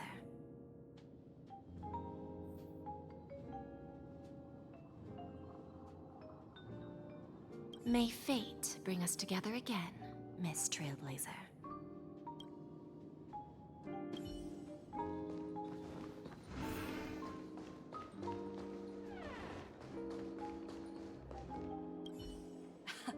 Look how bustling this ship is. Not bad. Someday when I'm less tied up, I plan to host a grand party on my eco-ship, and you'll all be on the guest list.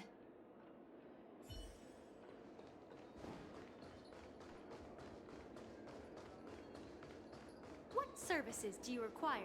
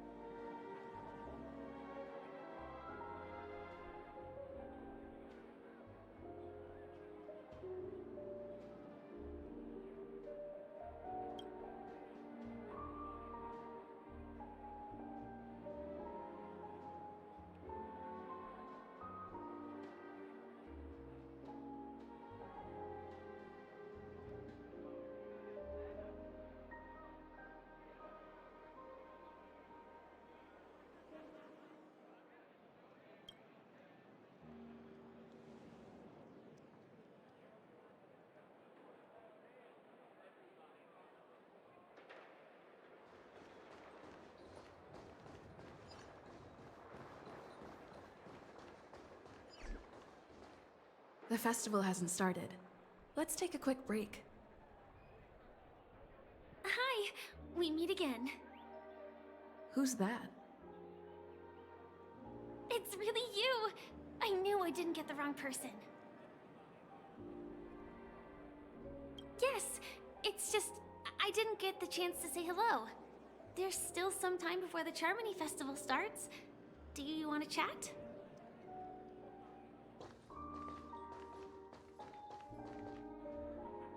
Two murder cases, a showdown with the IPC's ambassadors, the legacy of the Nameless, and a remnant of the Order who wishes to replace an Eon-created paradise with a dream.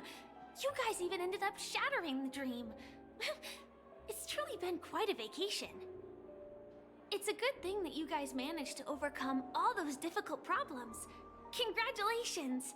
After the Charmony Festival's opening, will you guys be leaving again?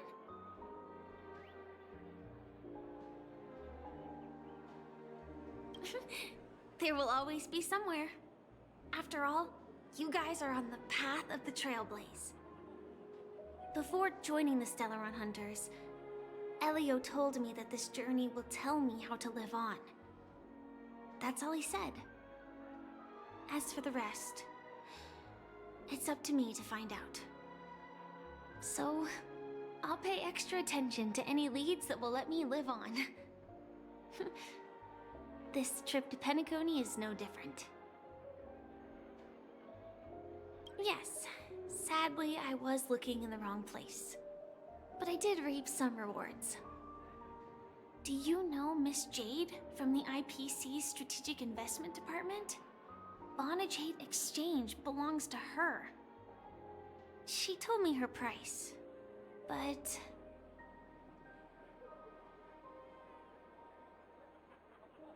I know. But what she wanted wasn't my answer either. Of course, I want to live on. But... what fate owes me? I want it paid back, not passed on. No one else should be involved because this is a grudge between me and fate. Speaking of which, actually, I feel that I still owe you a formal apology for that matter with the performer of the Iris family. Even the smallest of lies can turn into a betrayal as sharp as a blade. I'm sorry. It was an emergency, so I never had the chance to formally apologize to you. And admittedly, I was the one to blame. To me, hiding is much easier than being honest.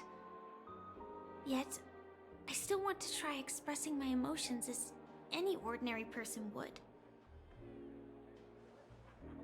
It's that girl! Get moving!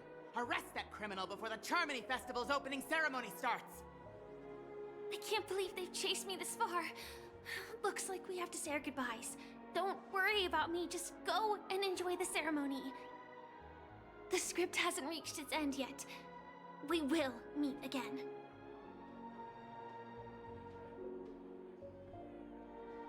I hope she's okay. But if it's only those two hounds again, she'll probably be fine. I'll send a message later to check in on her. Let's go attend the Charmony Festival first.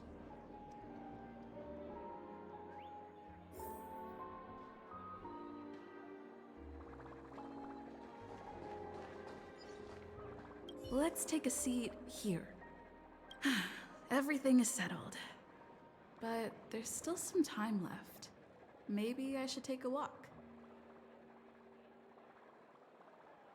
Forget it. I've done enough walking around already.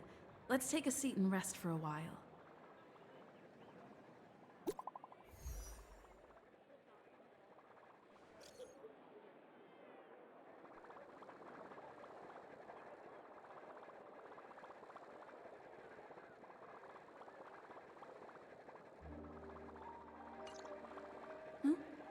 Looks like I don't have to worry about her. Let's wait for the opening ceremony to start.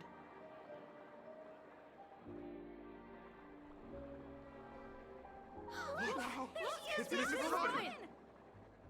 Hey, hey, Miss Robin! Hey, Miss Hey, Robin! over here, Miss Robin! Miss Robin! Miss Robin! Miss Robin! Miss Robin! Mary, Miss Robin! Miss Robin! Glory to the Woodhead family! Glory to the family! I'm your biggest fan, Miss Robin!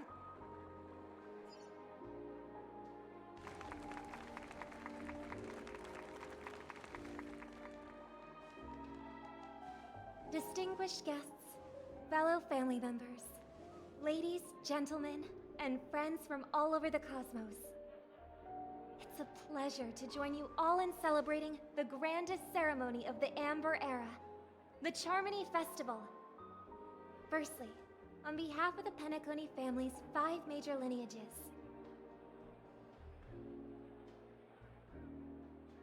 and on behalf of myself, I'd like to extend a warm welcome to all our guests.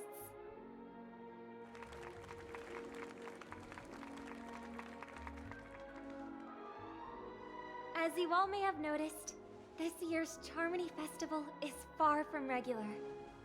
Thanks to the efforts of everyone, this celebration is unprecedented in scale, with factions from across the cosmos in attendance.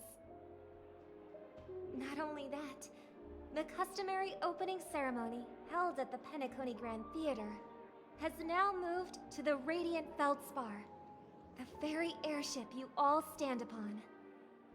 We invite you to express your warmest applause and deepest appreciation for Oti Alfalfa, head of the Alfalfa family, for his selfless devotion to the Harmony's cause.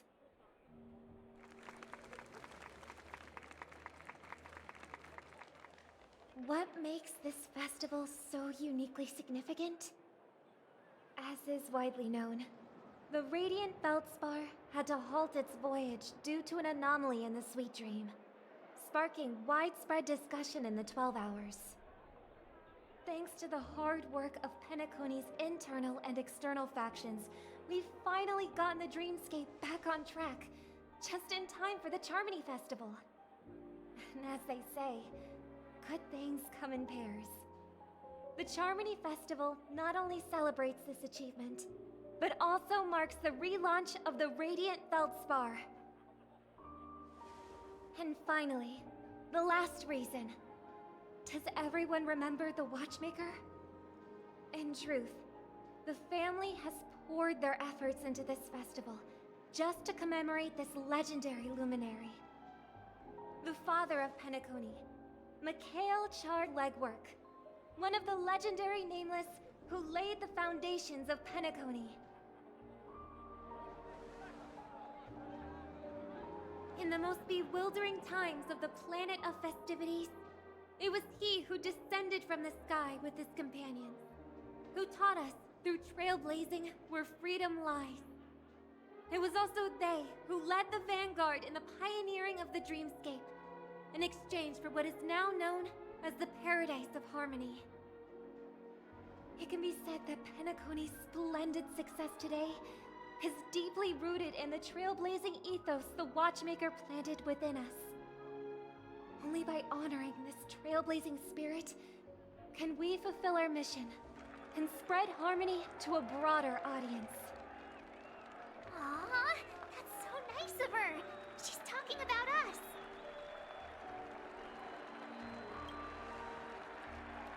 Oh, come on. It doesn't matter if she's talking about the old or new generation. We're all still part of the Astral Express family.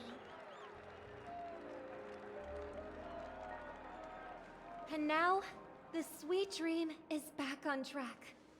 All thanks to the Trailblaze, of course. If it weren't for everyone on the Astral Express, we wouldn't be able to successfully host this Charmony Festival. Thus, with unanimous consent from the 5 major lineages, Penacony's family, on behalf of all family members throughout the cosmos, offer a token of appreciation to the Nameless. Oh, I wonder if it's gonna be a big one. We will transfer ownership of the Radiant Feldspar to the Astral Express. A meager appreciation that we hope you will accept with grace. Let us give our applause and cheers to these brave and dauntless Nameless. Nameless! Nameless! Nameless! And now, I propose a toast. To harmony, to the Trailblaze, to the future of Penacony and the universe. And to the generous Alfalfa family head, Mr. O.T. Alfalfa. Cheers! Cheers!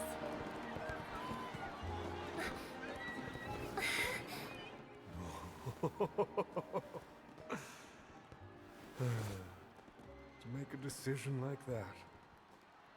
This little bird is no less capable than her brother. All's well that ends well. Right. But have you forgotten someone, my gray-haired friend? I put a bomb on this ship. You have 10 minutes to find it. Better hurry. When did this get shoved into my hands? There's still so many bombs. Now's not the time for plot twists. I can't handle this alone. Time to create a group and inform everyone.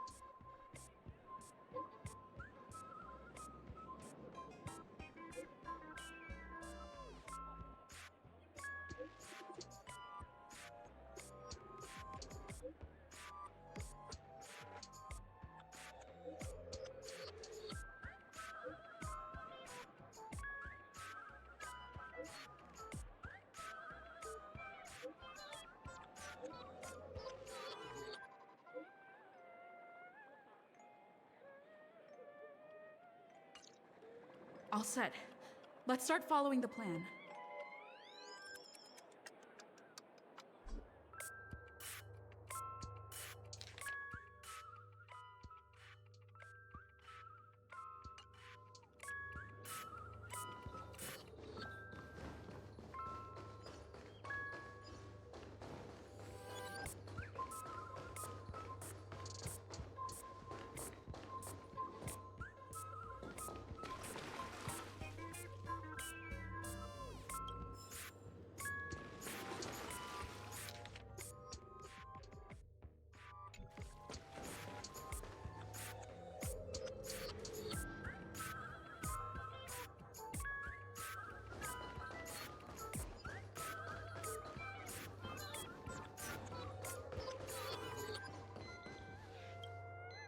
You finally arrived, oh great gray-haired little one. I'm the constable around these parts, and right now, I'm posing as a bomb. How do you know? This is called foreshadowing. All right, now that you've found me, it's my turn to complete my mission. Next, I'll count down from 5 and then explode. 5, 4, 1. Is it really that important? I'm not even a real bomb. Was it surprising, shocking, horrifying? No? Really? Fine. That's too bad then. You really ought to learn how to win a girl over.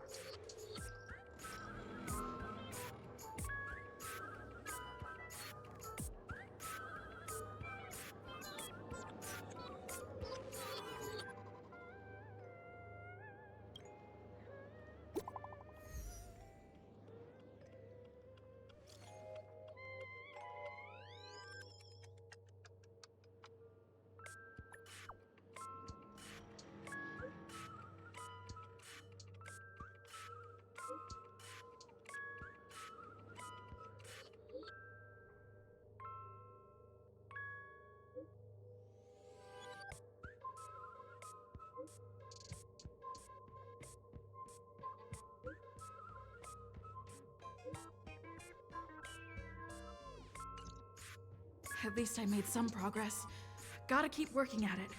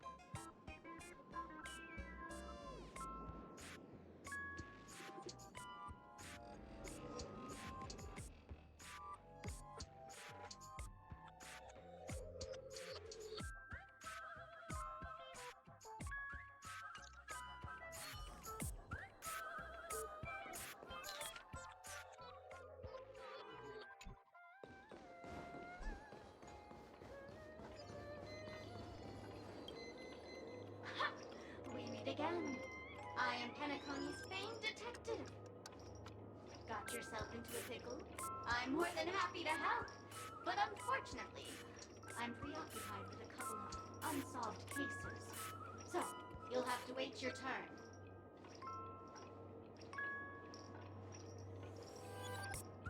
Ah, that's right. It completely slipped my mind. Dr. Boom specializes in explosives. I need your help, miss. You've had quite a few run-ins with Dr. Boom. And with the recent bomb situation, you're bound to find evidence that proves Dr. Boom is the killer. The first case is the Soul Glad factory arson case. We found a hammer, a doll, and half a liter of unidentified fluid at the scene of the crime. Our forensics results showed it's a red herring. The second case is the Blue Hour auction robbery. A gang of masked thugs broke in, stole a fragment of the Astral Express, and left behind a large hammer, a doll, and a half-dead red herring at the scene.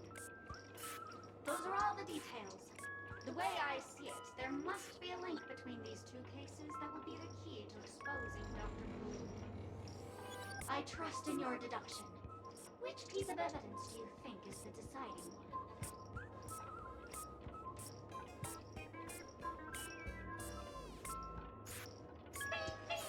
Correct answer! You're good, gray hair. Your mind is pretty sharp. Seeing as you've put in so much effort, I'll throw you a bone. The bomb's not here. This is only a prank I've craftily set up. Hurry, time's running out. You better find that real bomb quickly.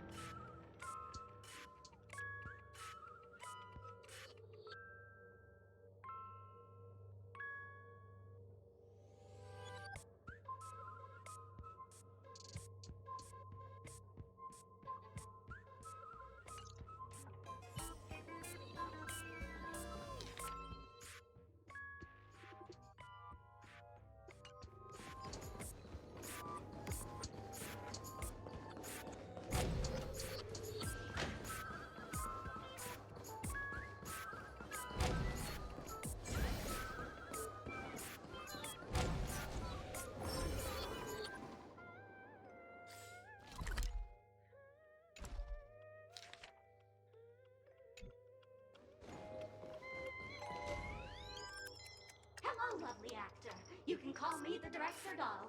I often use this name in film credits. If you didn't know, I'm the one who directed the entire farce in Penacony. As the leading lady of the show, what did you think? Feel free to share your thoughts. Well, actually, due to the current plot requirements, you're only allowed to say one line. So please try and resist the urge to share your thoughts.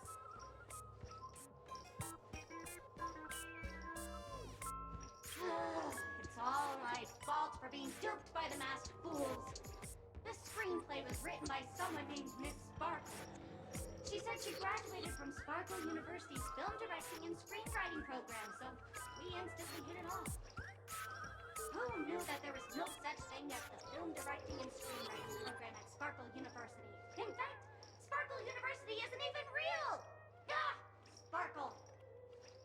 Since you're done asking questions and I'm done answering, according to the script, I must reveal to you the fact that there's no bomb here at all, thus causing you to want to kick yourself for spending your full time listening to me prattling on, after which we will part ways.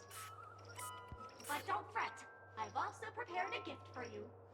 A dream bubble that has the thrilling life and death moments I shared with the beautiful memo keeper.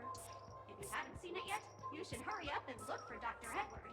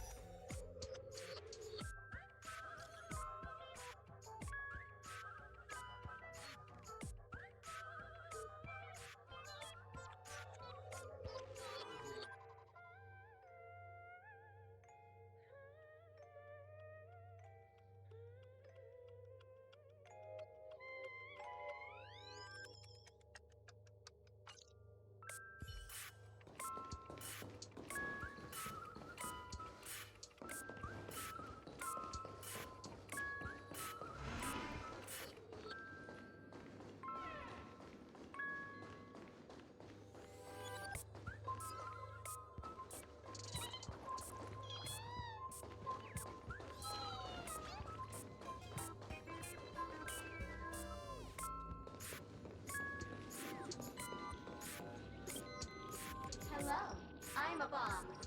There's still some time before I explode, so you can take a look around first. Diffuse? No problem. Executing self-diffusing program. This won't take long. Now playing Never Give Up, Never Surrender by the trending superstar Ast Rickley from the Epsilon 12 system. Oh, hang on. Penacony's family have not purchased the rights to this song. We can't play it here. How about this? I'll recite it for you. Next up, please enjoy a recital of Never Give Up, Never Surrender. Oh, aha! If you ask me how I feel about you, don't tell me that you pretend not to see. They will never give you up, never make you sad. They will never give you up, never make you cry. They will never say goodbye to you, never tell lies to hurt you. Praise, aha!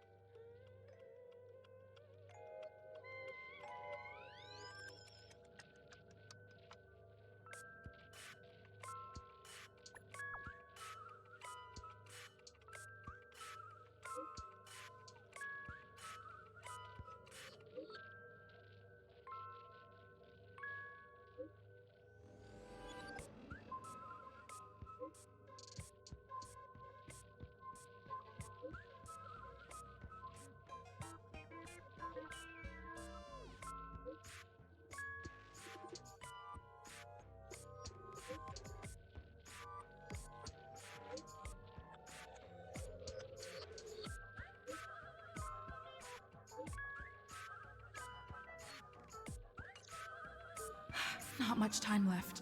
I hope I make it.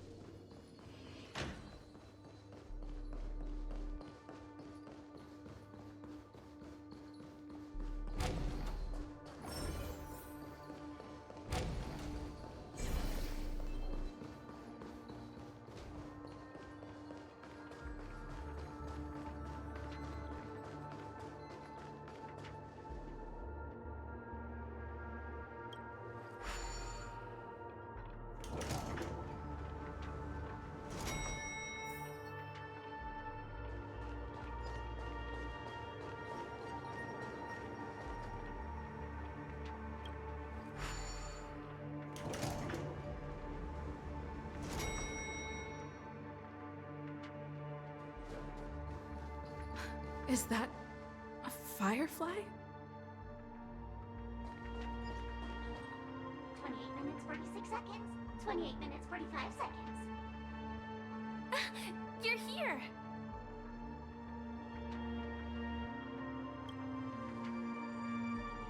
The masked fools?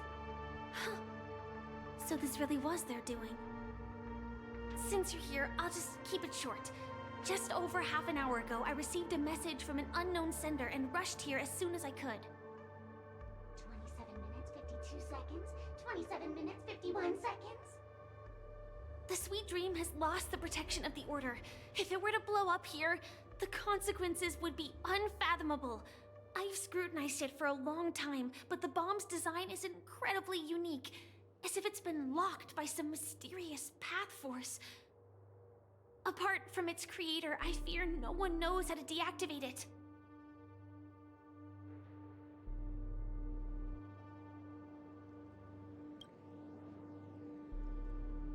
You mean the Watchmaker's guests?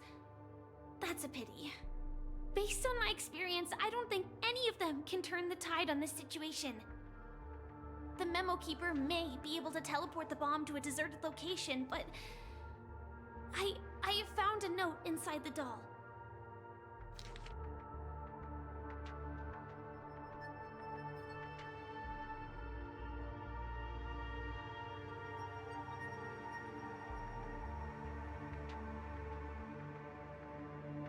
I don't know what grudges they have, but this path is a dead end, too.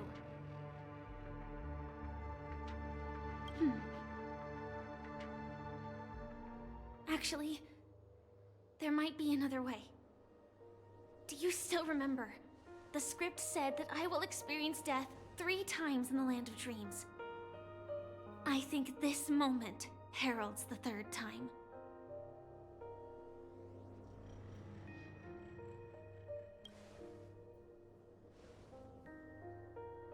You may already know that I have no way of evoking dreams.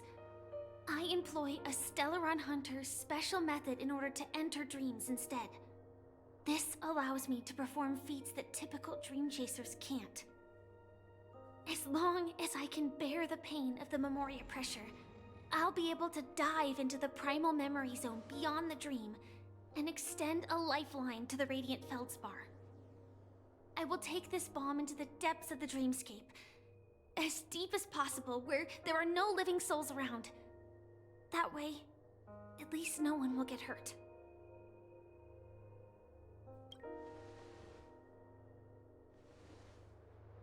Don't worry.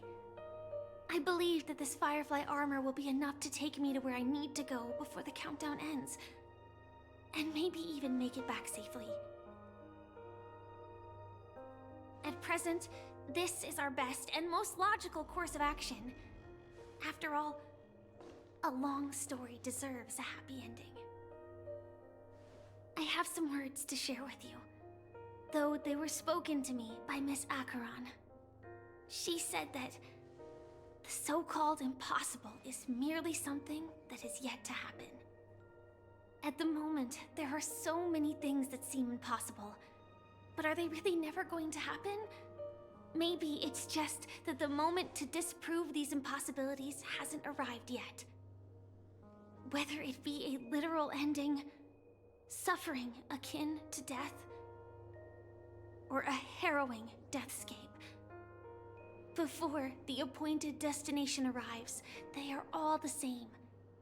Yet I can still make myriad choices. I also firmly believe that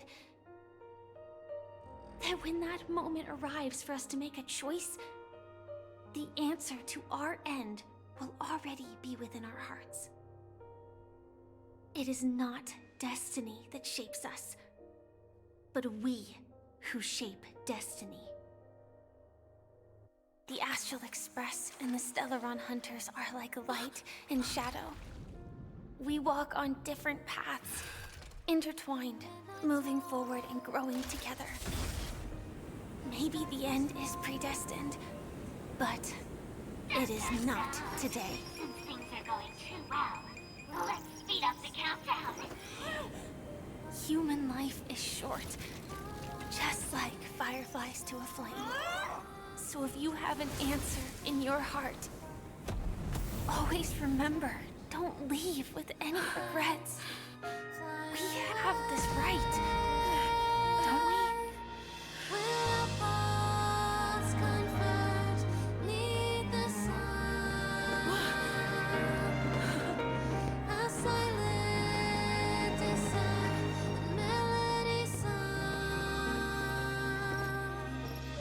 Since you care so much about other people's safety, why don't you go take a closer look?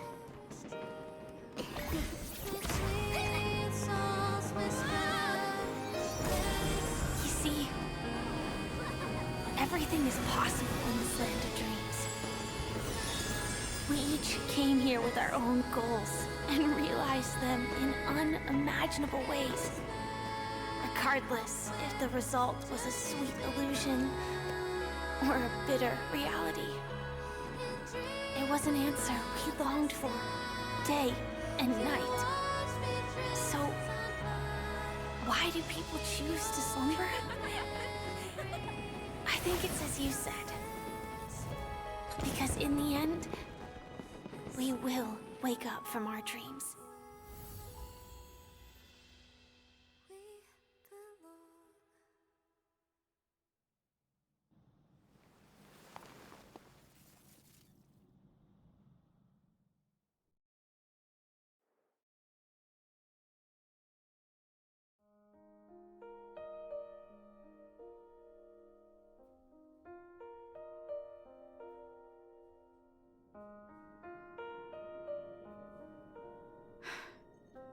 When I arrived, I happened to see a child holding it.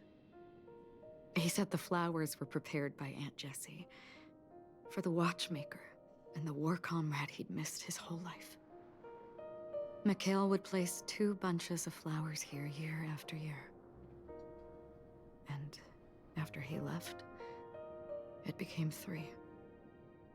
Your wishes will always be remembered by someone. Now, Penacony, as you hoped, has welcomed the dawn after a long, dark night. The path forward may not be a bed of roses, but at least people are prepared to step forth towards freedom. Tiernan, you can go home now. While the Nameless are also preparing for the next stop of their voyage.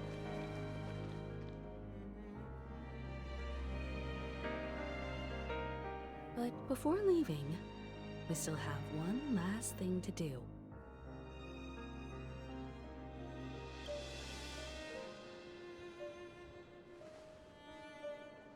It is my honor. I've said many goodbyes. Yet I am glad that this is the first time I speak these words with a smile. But before leaving, I'm sure you all have plenty to say to the Nameless of the past. A fitting end to the tale of the departed. One could not ask for a better farewell. Go on. They're all here.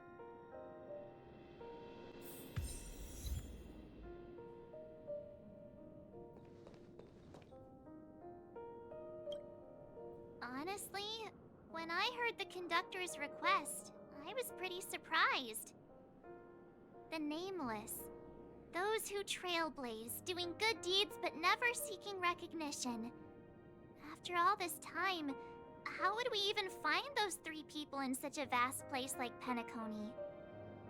But it seems, in the land of the dreams, anything is indeed possible. History may not remember the names of the dead, but the stars will attest to their journeys. The first glimmer of light in the prolonged night often illuminates little, as it is fleeting in the darkness too vast. But because of this, people will remember. As long as something shines in the night sky, then when the first star falls, countless more will follow, streaking across the horizon. Brooklyn Tiernan, Rosalina J. and Estella, we raise a toast to you, trailblazers of the Silver Rail. A toast to history that no longer remains silent. The passionate and courageous pursuit, and a voyage that traverses the stars.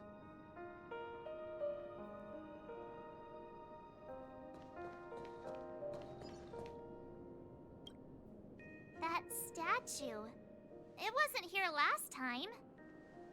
Looks like this is the last riddle that Mr. Gallagher left for us. In the end, we still failed to figure out his true identity, or if he was even a living person. What should I say? I mean, this guy is definitely a history fictionologist, all right. I'm suddenly reminded of the time at the theme park when he said he was only 13 years old. Could that have meant something too? Either way, he's an enigmatic character for sure. At least our journey together in Penacony was real enough. And his loyalty and love for this land must have been real too, right? Gallagher, we raise a toast to you, the slumbering hound. To the festival's invitation, to all lies and the singular truth. If we ever meet again, please don't talk in riddles.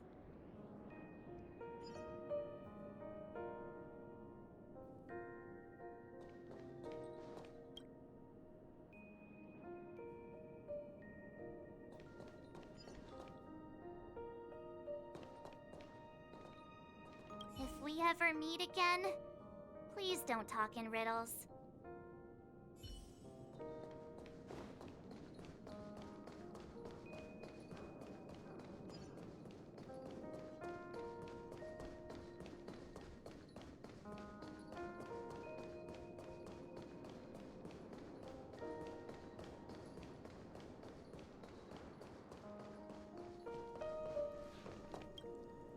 Is the Astro Express ready to depart Penacony? Apologies, Mr. Mika, that we are only now bidding you farewell. Oh, that's all right. You've all done so much for the Watchmaker, and we are forever indebted. Allow me, as the representative of Dreamflux Reef, to make another toast to all the nameless. What will the people of Dreamflux Reef do now? Many will continue to live here. Those accustomed to being awake will mostly have a hard time getting used to a life of darkness with their eyes closed. Though the order has faded, there must be someone to watch over this primal memory zone. Penacony's nights are long, and there are many who are still far from a good night's sleep. As for the sweet dream over there, we're still managing without it, aren't we? Mika and residents of Dreamflux Reef, we raise a toast to you, watchers of the long dream. To your tenacity throughout time, to each sorrowful night, and to the dawn that is finally upon us.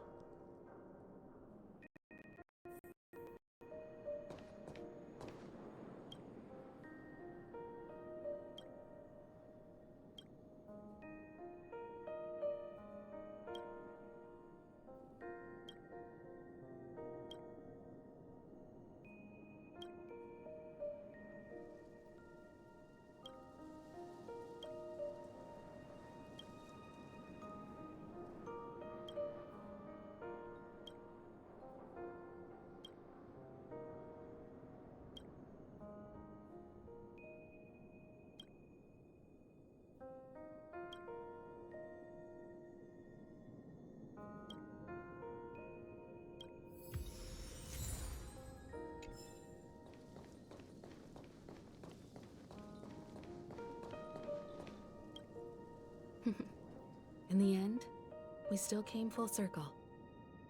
This trailblazing expedition started from the moment you and a bellboy ran into each other. After going on a journey of many twists and turns, they still ended up where they started. Just like a clock's hands that turn round and round, the start and end of each day will always land on 12 o'clock. The advent of time moving forward.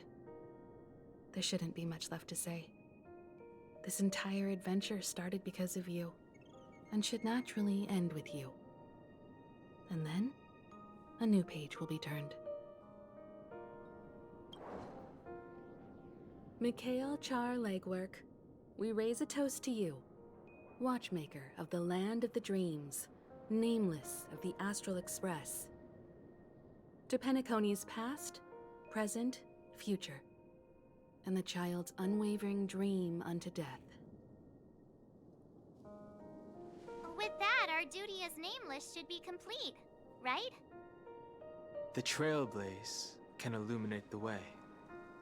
But ultimately, the future of a world belongs to those who live in it.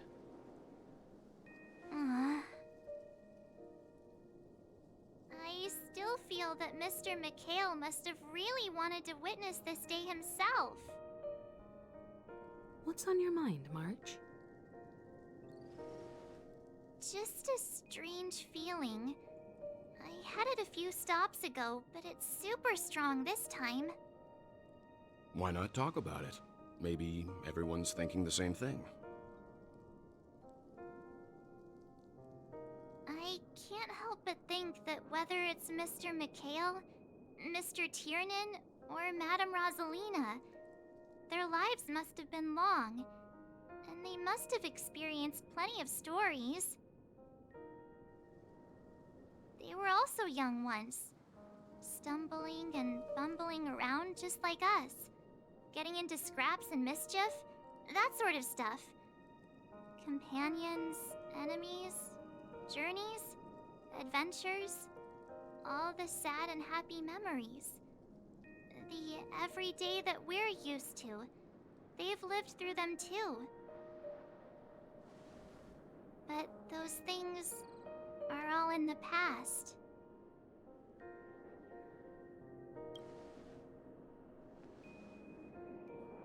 I know, but the thing that I can't get out of my mind is the present. It'll be easier to understand if I use an analogy. Like when you're reading a book. If one of its characters keeps running into obstacles and experiences an ending full of regrets, we're bound to feel a bit mixed about it, right?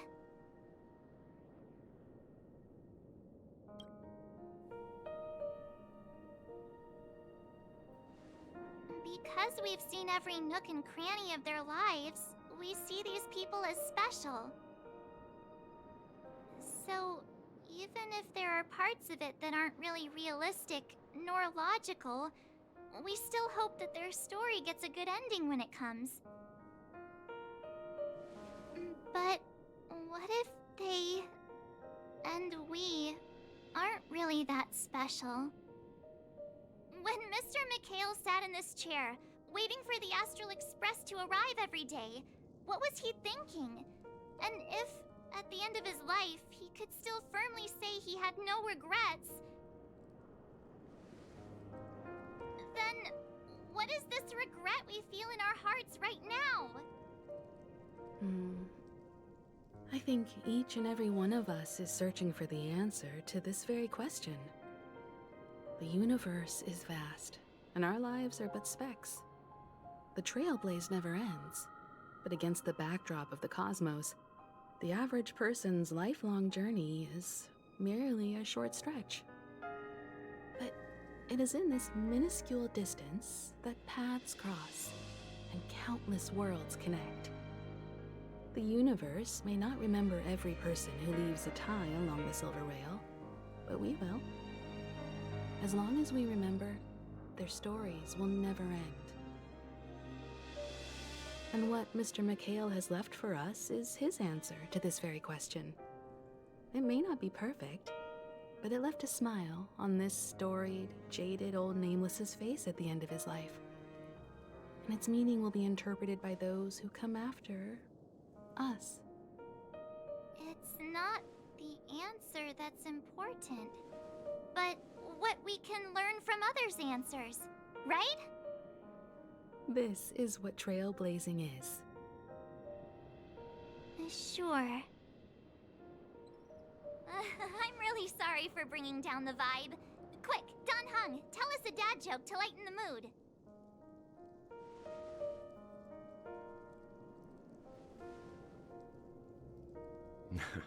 It's never a bad thing to reflect. One day, we'll all have to face our own farewells. But before that, we still have a long way ahead of us together. So the most important thing right now is to tell the conductor what we saw in Penacony. Then prepare ourselves for our next trailblazing destination. I should get back to the Express. Or maybe I could say my final goodbye to Acheron.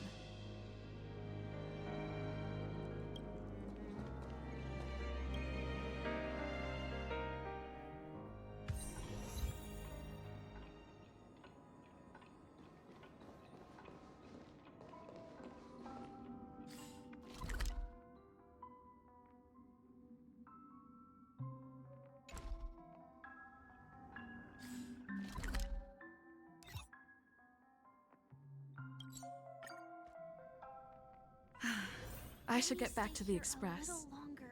Or maybe I could say my final goodbye to Acheron.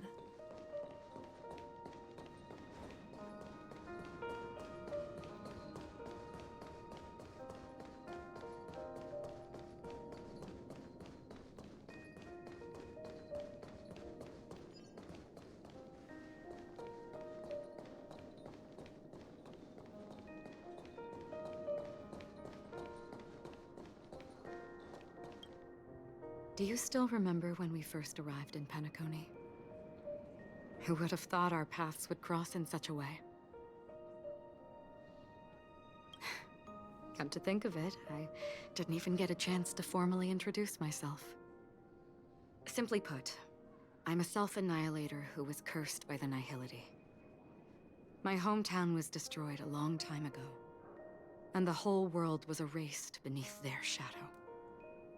In order to fight against the cruel end of self-destruction, I went on a journey, in search of a way to sever the chains of the Nihility.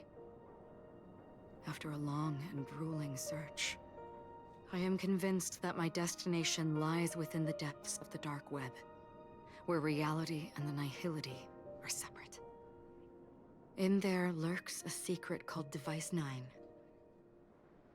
One day, I'll reach it. The ocean of stars is vast, and given our destinations, I'm afraid our paths may not cross again. But the trailblazing expedition ahead is always full of unknowns, and my blade is sharp enough to sever fate.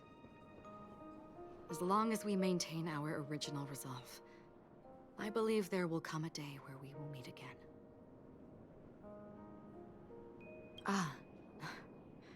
In that case, I must apologize for my rudeness. Do you remember when we first met? I once said you reminded me of an acquaintance. Because of the Self-Annihilator's curse, my memories are stripped away, blurring my past. And after our journey together, what I originally thought were familiar feelings were merely illusions. I believe this was truly our first meeting. What do you mean? It's improbable that you've crossed paths with my past self. What I mean is, there is nothing left to retrace there. Only nihility. I see. You've also had a similar experience? Then you should know that this me and your memory of me are not the same person.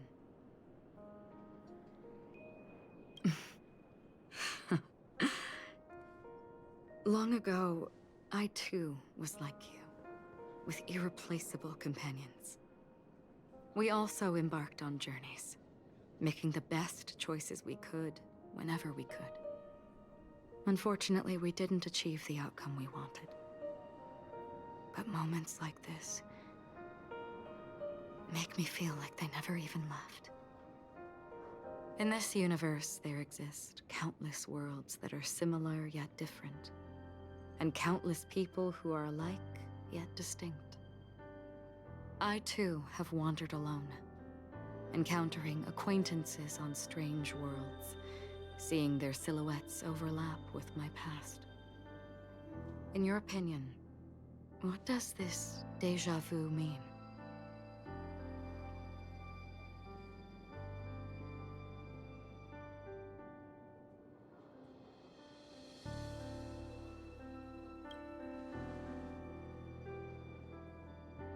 Attachment, desire, longing. They may all be right, but they are all incomplete. I believe it's not something external, but something that originates within us. An emotion that traverses time from a certain moment of our past to reach us. Perhaps it's a source of warmth and happiness. Or maybe it brings pain and sorrow. Each time we reminisce on our past, we always seem to notice a tiny but unforgettable instant that we left behind us, along with certain other things that remain constant throughout. That is a summary of our lives, encapsulating everything about us in these moments. Proof of our shared path. Within them, we glimpse our own essence, and thus, we truly exist. Just like everyone in this story, hurtling onwards along the path of destiny with passion and courage for the things that breathe meaning into their lives. Set forth on your voyage without hesitation, Nameless, on the path of the Trailblaze. Even if the ending has been predetermined, that's fine. There are countless things that humans cannot change. But before that, on the road towards the end, there are still many things that we can do. And because of this, the end will thus reveal a completely different meaning. This is the meaning of journey. All those things, beautiful before, are still so now. And I believe it will still bloom at the end of the nihility. Until we meet again beneath the sun's rays.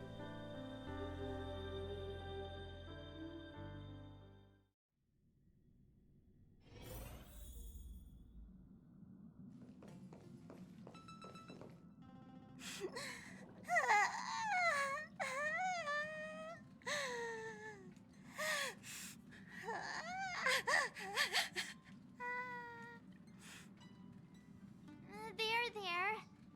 Chin up, Pom-Pom. Don't be sad. Don't cry. Wow. Your method of consolation is truly unsophisticated. Still better than just standing there like a scarecrow. Oh, hey, you're finally back. We told Pom-Pom all about our adventure, and they suddenly started crying. I've never seen Pom-Pom so sad before. The conductor never cries. Pom-Pom is never sad. Pom-Pom is just angry. Yeah, angry. No matter where the express stops, you lot always manage to cause chaos. My well-thought-out timetable completely ignored. If you carry on like this, the express is gonna run out of fuel. That's right. Pom-Pom is just angry. It's not because of Misha, Tiernan, Rosalina, and the rest.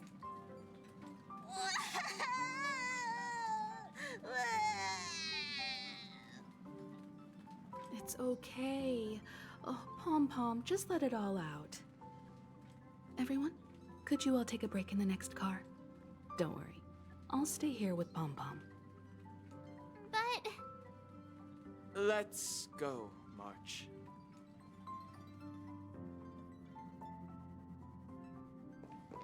It's okay. Oh, Pom Pom, just let it all out.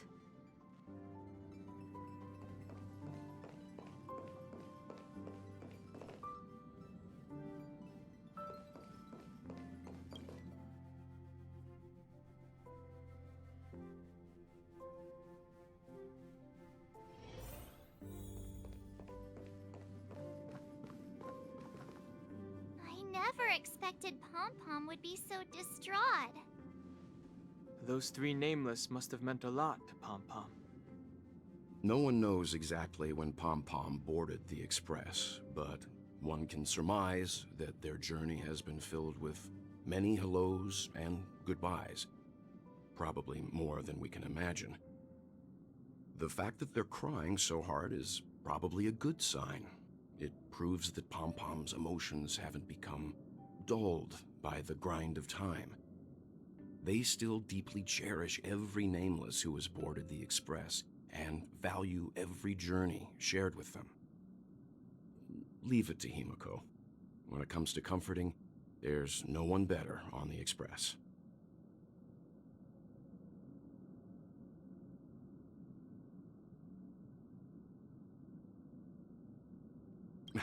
Well, they were a little emotional at the time, but I'm afraid that's not out of the question.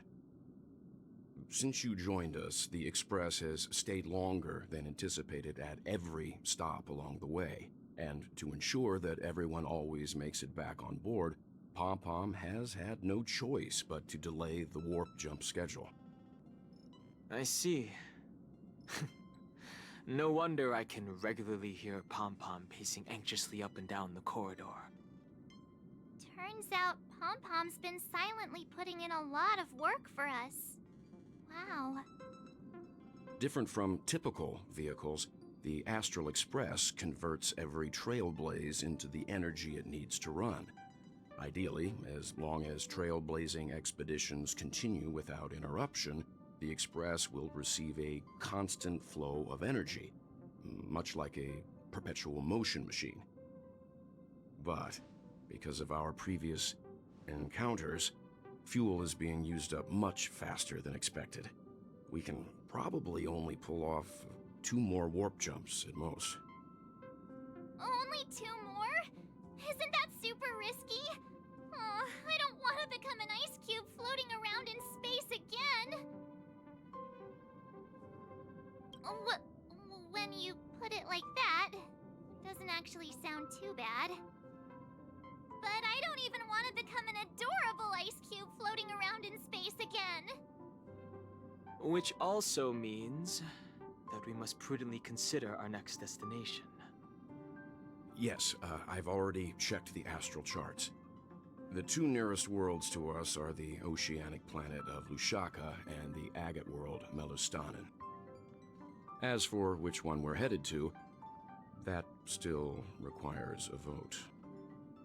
Or perhaps you might consider a suggestion.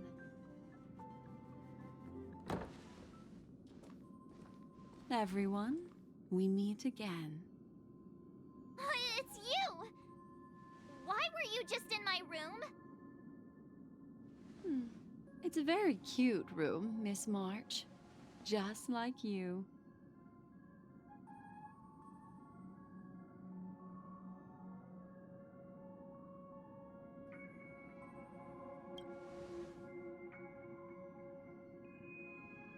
Memo Keeper, let's put aside how you managed to sneak past everyone and board the Express for now. You mentioned a suggestion. I accidentally overheard how the Express obtains fuel. I just wanted to chat with everyone to see if we could work together. But now, it appears my suggestion could be the very lifeline that saves everyone. Please speak candidly. Depending on what you say, we could very well ask you to disembark. Ah, the Permanence's descendant. What a charming little dragon, especially with those mired memories of yours. But I digress. If the Astral Express is in urgent need of a special trailblazing expedition to recharge its engine, have you all considered this? Perhaps your destination could be a world that even the renowned Akivili never reached. Should you be able to lay down a new stretch of silver rail, the Express may never have to worry about energy ever again. Trailblazing to a world that even Akivili has never been to? Is that possible? Continue, Memo Keeper. This destination of which you speak, what sort of world is it? A world that many across the universe don't even know exists. A world hidden away from outside observation. Its presence only revealed by the light from the mirror of the Garden of Recollection. A world fettered by 3 paths, its destiny hanging in the balance. The Eternal Land, Amphorius.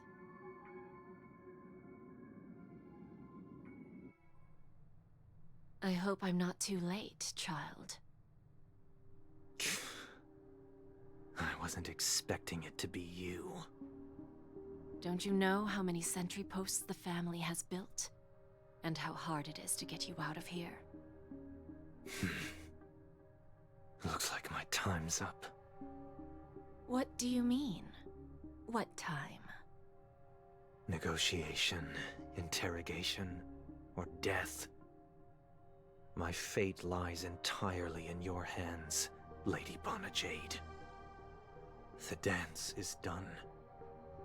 Why bother with the compassionate pretense and give someone who's about to die the chance to talk? Despite your fall from grace, you still look well. I'm very glad to see that you're so full of verve.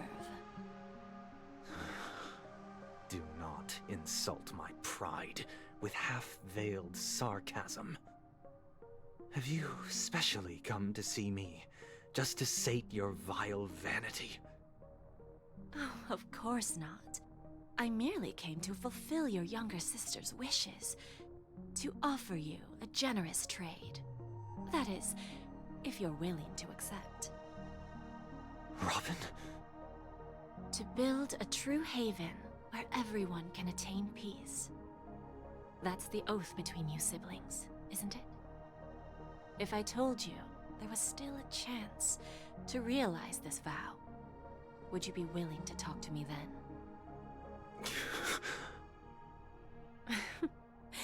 I recognize the gravity of this question, which is why you don't have to answer me right now. Go now. You are free, O Chosen One, who dare to exceed his bounds, sever your wings, descend to the mortal realm, and walk their lands. See what this world is truly like. I will not accept your charity. As I mentioned earlier, it's a trade, and you don't have to give me an answer right now. Rewards are not reaped in a day, and if there's one thing I'm best at, it's waiting. The sweet dream still continues, and the night is still long. You have plenty of time to contemplate your answer. A word of advice for you before we part ways. A word of warning from someone who's been in your shoes before. Life is too short to miss out on golden opportunities.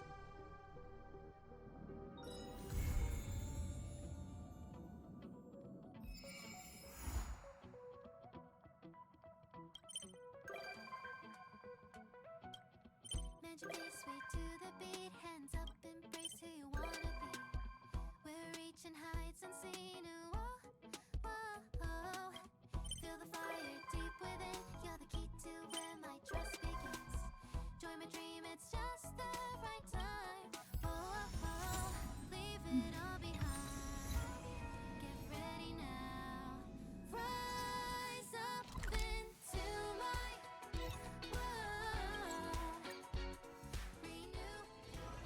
me stay here a little longer in this body.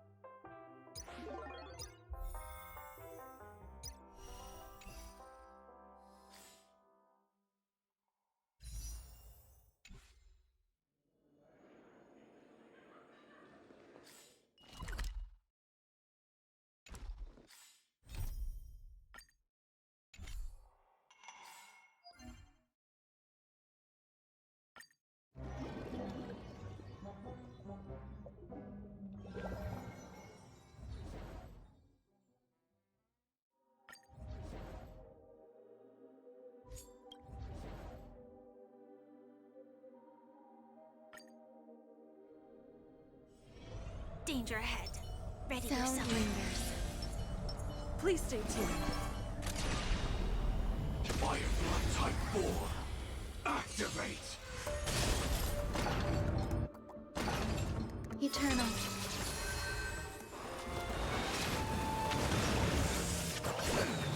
Let the show begin! Attack! Until everything burns to ashes!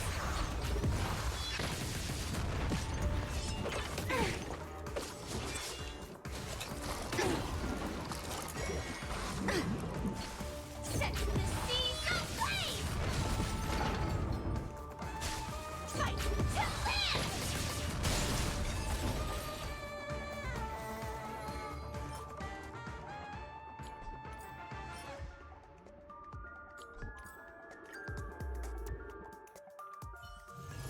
Let me stay here a little longer in this body.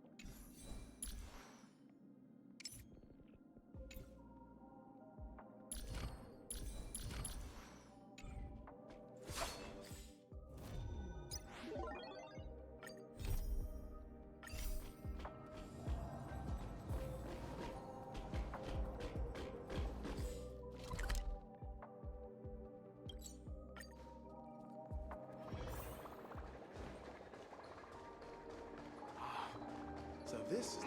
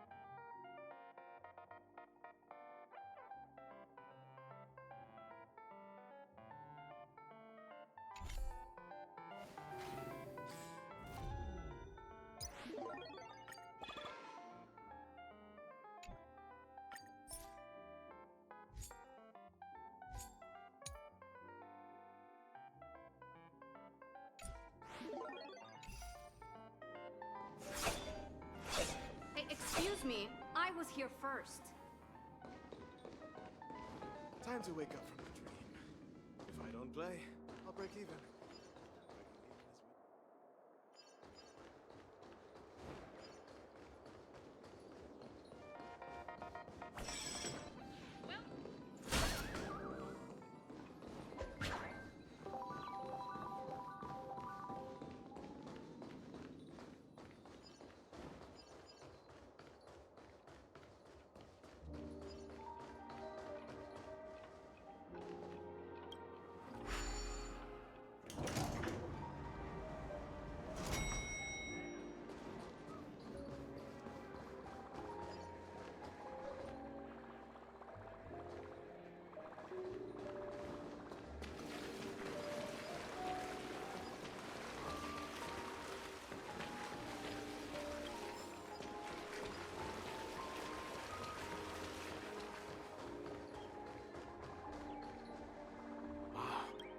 So this is